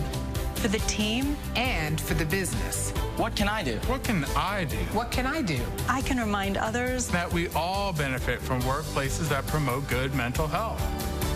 Mental health-friendly workplaces are more important than ever. And all of us have a role to play in promoting them.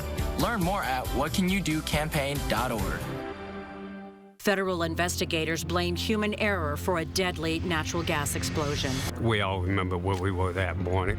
We could actually see the smoke from our farm here, which is close to 20 miles away.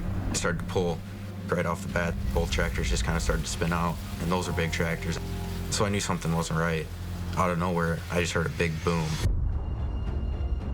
The tile plow ruptured into the pipeline. Once the gas got through the intakes of the tractors is when it ignited. As soon as I heard that boom, I started running as fast as I could. The ground literally started erupting from my feet. They were highly respected and they were good at what they did. It was one of those accidents that, when it was done, made people step back and pause. If an accident can happen to them, it can happen to anyone. Watch the rest of the story at 3secondslater.org. And remember, Farm Safe starts by contacting 811. I started drinking more to deal with stress. Without my realizing it, alcohol took over my life. At Alcoholics Anonymous, I've found help from people who know what I've been through. Now, I have hope. Alcoholics Anonymous. Look for us in the phone book or on the web at aa.org.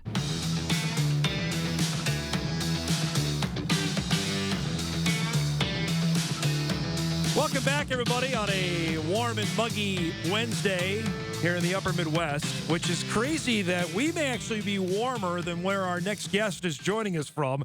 The NCAA Track Championships get underway here in just a few hours in Austin, Texas. North Dakota State represented again, sending 4 male athletes to the championships. All will be in action today, ranging from the shot put to the javelin to the 800 meters. First time an individual male will run in a race. We have had Jacob Rodin on the show last week. Stevie Keller is the head coach of the NDSU track team, and he joins us from Austin on this Wednesday morning. It seems it's bizarro world. We're actually warmer here than you are there. I would have lost a lot of money on that bet. Yeah, I know it's not usually the case when you come down to Austin. And, I remember coming down here in 2019 and it was kind of a shock to the system. But having that hot weather in Fargo the last 2 weeks, I think has really helped us in preparation for this meet, training, getting used to, running in warm conditions or competing in warm conditions. So I got one question. Otterdahl's in the hammer throw today, not the shot, the hammer. I get my throwing events mixed up. On the decision to go there, because I know Eugene is always the spot, is this a rotation thing or was this a make good? Because I know they were supposed to host it, I think, in 2020, right? Yeah, so what happened was during the renovation of Hayward Field, the bid went to Austin. So 19 and 20 were supposed to be in Austin. Obviously, we didn't have 2020. 2021 went back to Eugene. So they just kind of circled back and fulfilled that bid that Austin had. And I don't know what the bid process is like, but I think Eugene has it through a certain year now and things. So it's forever. It should be. It's neat to go to different places, I guess, put it that way. It should be forever in Eugene. I'll just say it. Maybe you can't say it, but tell me the emotion. You've done this before, but emotion. It's meet day. What for you? Is it nerves, excitement, a little bit of both? A little bit of both. I mean, I think the excitement of just leading up to the competition for our young men that are competing today. Trevor getting us started at 2:30 with the hammer throw, then our javelin guys at 5:30, and then Jacob runs at 8:14. So. For them, it's sitting around and waiting. They're anxious. They're excited to compete.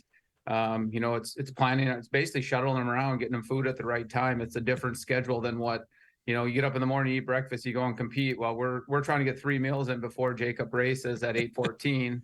And then obviously he'll probably eat again after he's done. So a little bit of that and shuttling around, getting food. And I think just keeping busy sometime is important for not just the coaches, but the student athletes. You sit in your hotel room, you can only analyze your competition so long. So getting out and doing something. I got to ask you about Matt Kraft. We saw him throw at the javelin at the summit meet here in Fargo a few weeks ago. Stevie, what about his ascension here got him to this spot where he's going to be throwing tonight? Yeah, I mean, Matt has had a tremendous year. He started off this outdoor season with a personal best and just kind of continued. We knew that Matt was, had a lot of potential when he came in. He's bought into the training. He's done a really good job with Coach Flombaum, getting him in the right position, right time. So, not just the Summit League, I think was just a real big step for him, stepping up, winning that, having some big throws. But then the first round of nationals, that it says, first couple throws were not good. And he would admit to that, but he came down the runway on the third throw, hit a big throw, was a lifetime best, advanced on to the NCAA Championships. And I think that's, as kids mature, you start to see those types of things. They can calm the nerves, they can get out and they can compete. So it's pretty special for Matt. How do you save a a great throw to uncork it at that time or for tonight? Is that something you can do, or is it just everything has to add up to the right moment to do that? Yeah, I mean, I think a lot of it's planning and the training, adding up to the right moment. The mental side of things, just being confident, knowing that you're here to be able to compete with these guys. And then just we call it like lining up the throw and the javelin. Hitting the right positions. Yeah. There's a lot of timing in the javelin, and you can miss by a little bit, and it can go one or two ways. So trying to just be consistent, I think, is the biggest thing in your approach and your and your throw. Sending another honor doll to the national championship is no surprise for North Dakota State track. What about Trevor has really impressed you about his season that he could do something special here later today? Yeah, I mean, Trevor's just been a phenomenal asset to our program for now 6 years. He was one of those COVID guys. He redshirted for development coming in. So when he decided to stay for 6 years, I was excited. He's a great leader. The team really looks up to him, and he's a competitor. And he's been throwing really consistent. He wanted a shot at that school record. Hopefully he's just not far off in the hammer. So hopefully today he can put something together and, finish out his NDSU career on top. To go right away, like a 2-3, I mean, is that a good thing, bad thing, no thing? They not have to wait around like Rodine's going to have to do tonight. I mean, it's something I think they're used to. The first rounds is a similar schedule. So it helped with, trying to prepare yourself for, one race. That's different too for our kids of one event. A lot of times the jav guys obviously just compete in the javelin, but Trevor's used to throwing the shot, the disc, and the hammer at meets. Jacob's used to running the 4x4. So now when you're competing in one event, you kind of put all your eggs in one basket, so to say. And I think he's ready to go.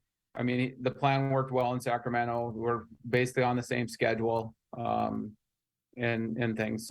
So for you in a day like today, you mentioned shuttling guys around. When the actual event happens, are you right there? Where are you at during all the separate events? Yeah, so like the hammer throw at the stadium is behind the grandstands. Okay. So it's a really neat venue in that fact that everybody's just right around the hammer ring.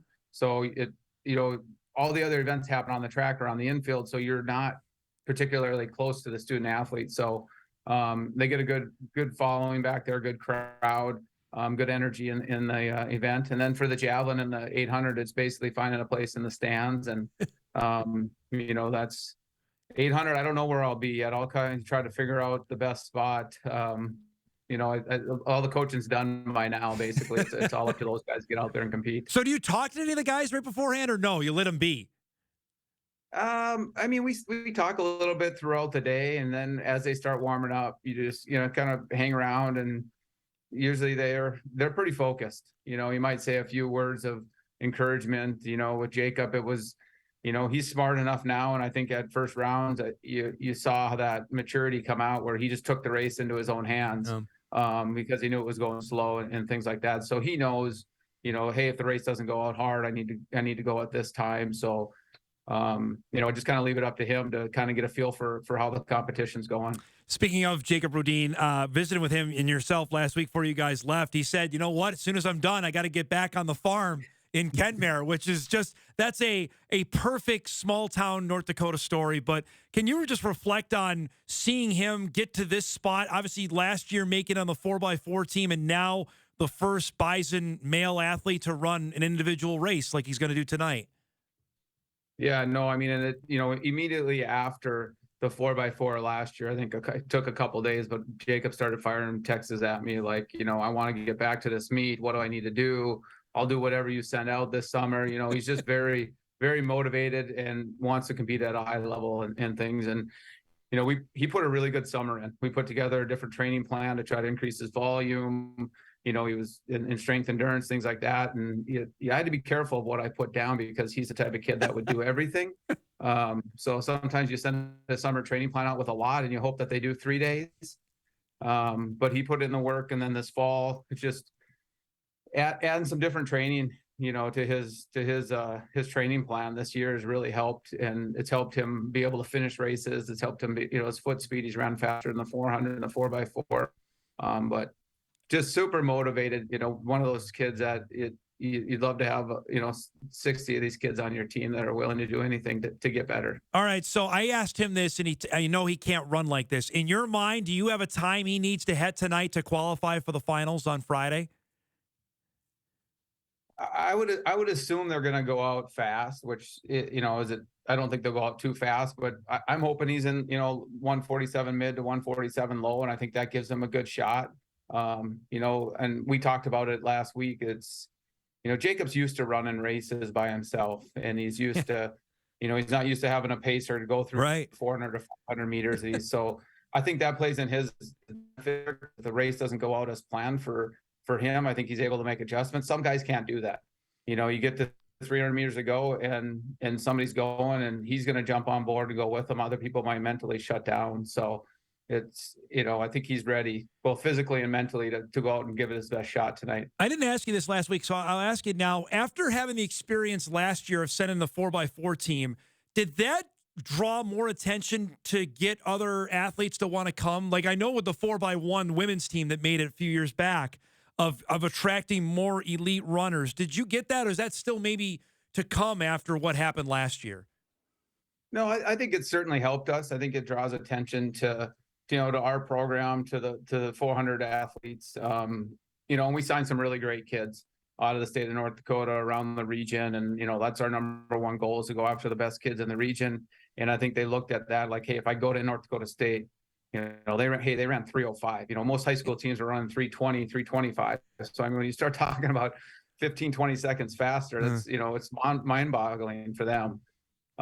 So, it's, and to have depth in that area is important. This year we had a few guys that were nicked up and we had other guys step up. Cullen Curl was one that stepped up, got second in the quarter at our conference meet, ran on our 4x4 all year. So it really creates a very good training group.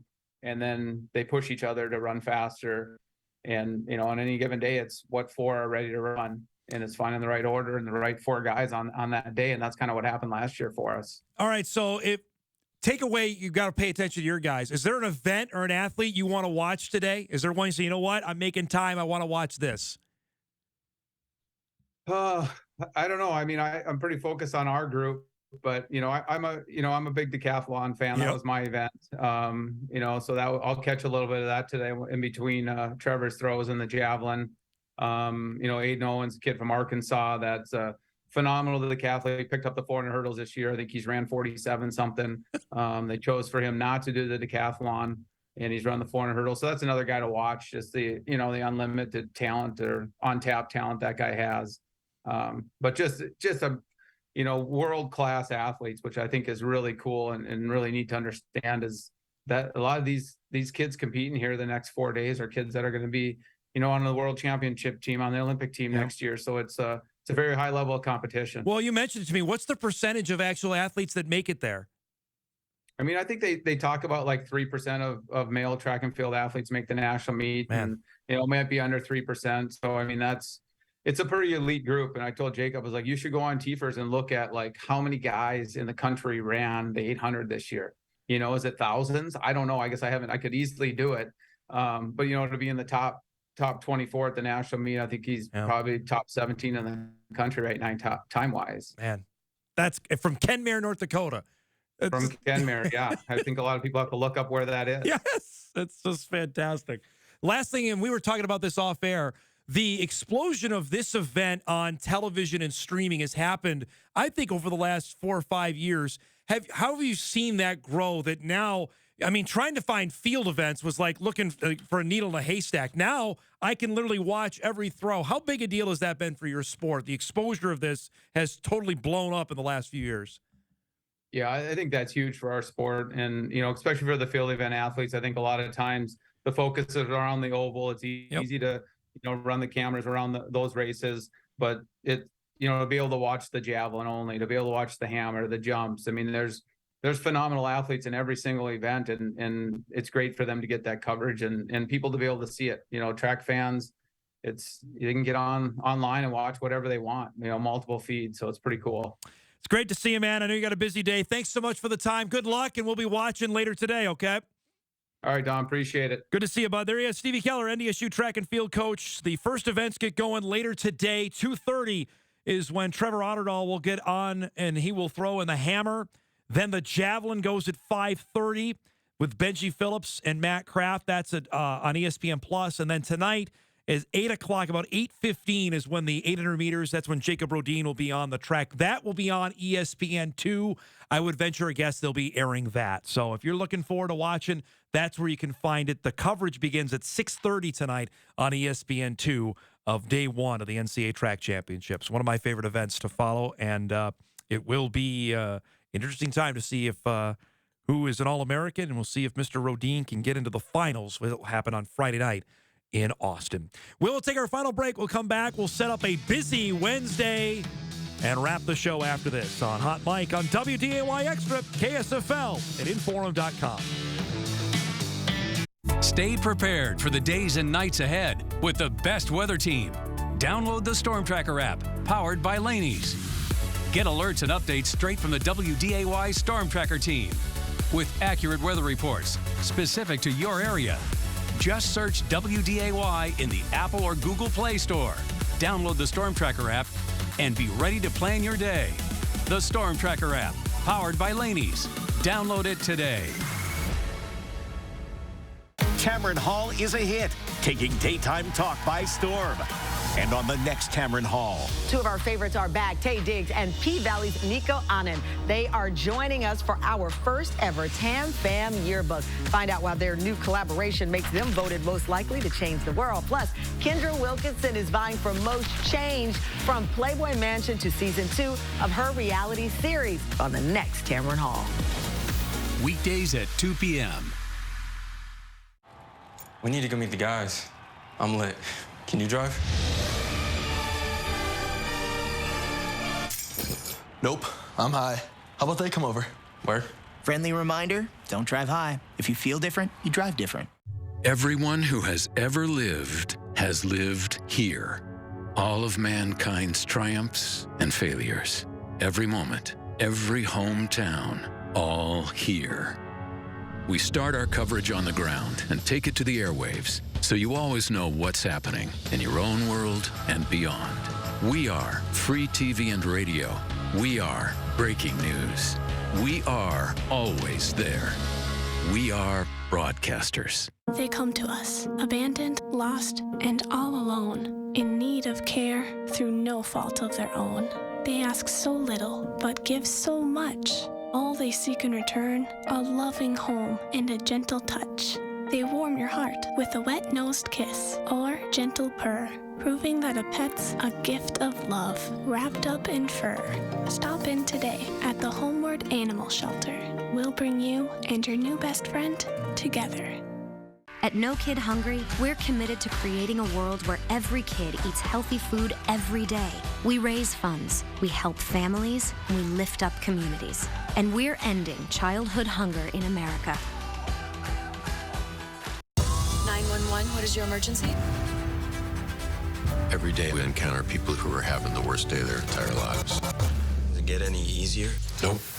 It takes a certain kind of person to run towards danger rather than run away from it. Why is this job so important to you? Growing up, I never saw any heroes who looked like me. And that's what a hero looks like. Help is on the way. Sundays at 8 p.m.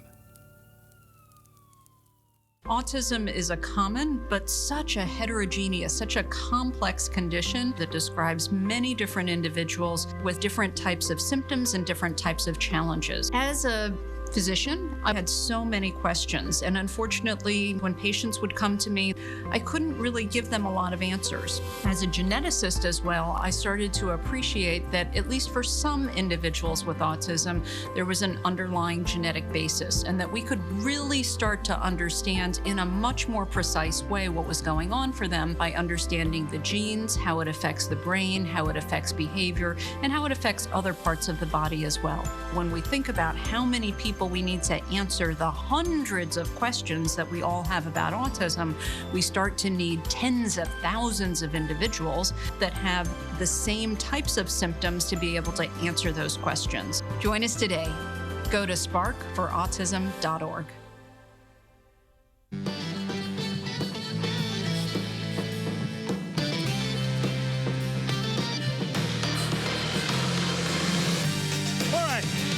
up our show for a Wednesday.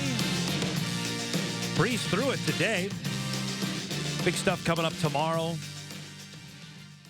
We get ready for closing in on the wrap-up of the high school sports season. We'll dive into that. We're going to crown champions in golf today in North Dakota in Class A and B. We'll recap that. Of course, a full day on the track as well. We'll dive into that coming up on the show tomorrow. So looking forward to that as we already at the halfway part of the week. Crazy about that. Saw this come through for those that follow, and maybe this is indicative of how this season's going to go. Josh Allen, Buffalo Bills QB, is the cover boy for the Madden game for this year. Now, we all know what inherently goes with it, but he is going to be on the cover for Madden for this upcoming year. Also, tomorrow, we'll get into the resumption of the college baseball tournament, which is set to get going again this weekend. Games will start on Friday. There's two stories we want to follow. Obviously, with Oral Roberts, as they'll play Friday night against Oregon. The second is what's going on with Indiana State. Indiana State advanced on, won their regional at home. They were supposed to host this weekend against TCU, but with the Special Olympics in town, evidently Indiana State's president said they don't have the manpower to be able to do both. It's created a bunch of stories out of Terre Haute. We've got some connections there. We're going to check in on that tomorrow because it's left and it's not anti towards the Special Olympics, considering I think even TCU donated money to the Terre Haute Special Olympics, but it's got a lot of pushback on Indiana State's president on people saying this could happen. They didn't want to spend the money to do it. So we're going to dive into that tomorrow because it's taken away a bit from what Indiana State done on the baseball diamond because they've been really good and have a chance to get to Omaha. They play a TCU team again that was unseeded that won its regional. We'll dive into that coming up tomorrow for those that haven't followed it. I think it's really interesting what's going on. That resumes on Friday with 4 games, and then Saturday there are 4 more other series that get underway. Alabama, Wake Forest, Kentucky, LSU, Texas, Stanford, Tennessee, and Southern Miss are the other series that are going. The winners of those advance on to Omaha and the World Series. Let's get you ready for What to Watch before we get out of here.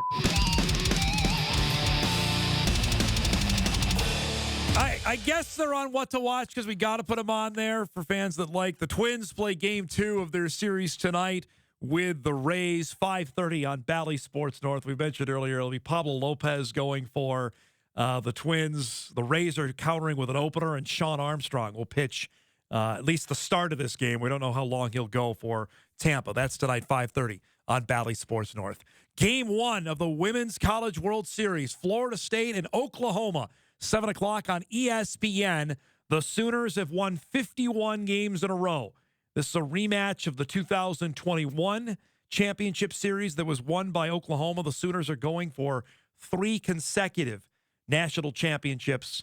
That's coming up tonight, 7 o'clock on ESPN. You can watch the start of that and then flip on Game 3, Nuggets and the Heat in Miami. Series tied at a game apiece. Of course, the Heat won Game 2 in Denver on Sunday. Denver is currently a 3.5-point favorite. Over-under is 214. I would I'd get Miami in the points. I think the Heat are winning in that one tonight. It'll be a raucous atmosphere in Miami with the series now at a game apiece. 7:30 tonight. You can see it on WDAY.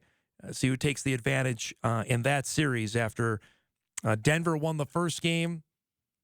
The Nuggets haven't really played well in this series. They won Game 1, but let Miami creep back into it. They were not good on Sunday. Michael Malone, the head coach, has let it be known that he was questioning his team's effort on Sunday. Not what you want to be hearing when you get to the NBA Finals, but that should be a great game tonight. How about for Miami? They get the Heat in the NBA Finals and the Panthers coming up tomorrow night in Game 3 of the Stanley Cup Final. We got to roll. Thanks to our guests today, to Drew Trafton, Dick Bremer, and Stevie Keller. If you missed any of our show, you can podcast it later today at Inforum.com. Everybody have a great Wednesday. We'll see you back here tomorrow on Hot Mike on WDAY Extra. KSFL TV at Inforum.com.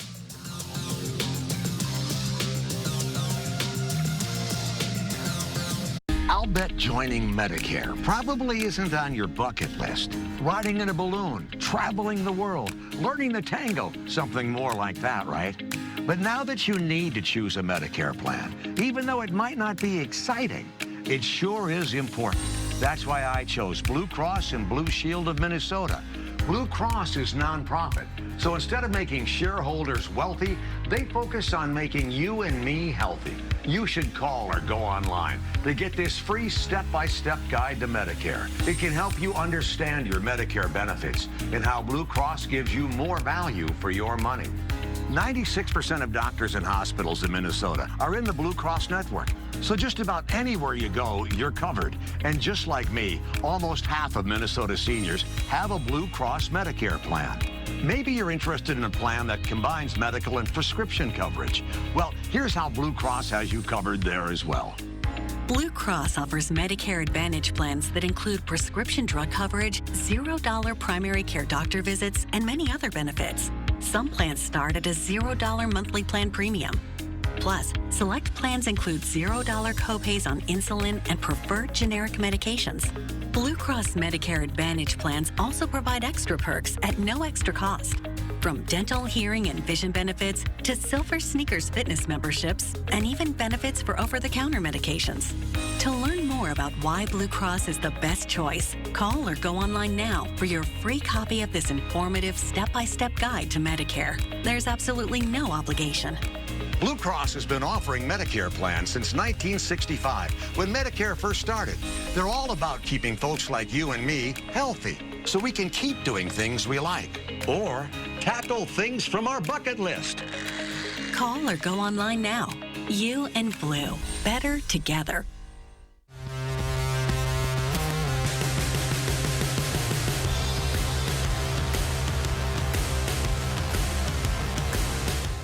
Class of students at North Dakota State University back in 1890, a year after North Dakota became a state. Doug's amazing mom, Catherine, was a widowed mother of 3 when she re-entered the workforce as the dean of the College of Home Economics at NDSU after Doug's father died. Of the 2,000 Great Plains team members, 51% were female, which was unheard of in the software industry when they merged with Microsoft in 2001. And many of them became senior-level executives at Microsoft.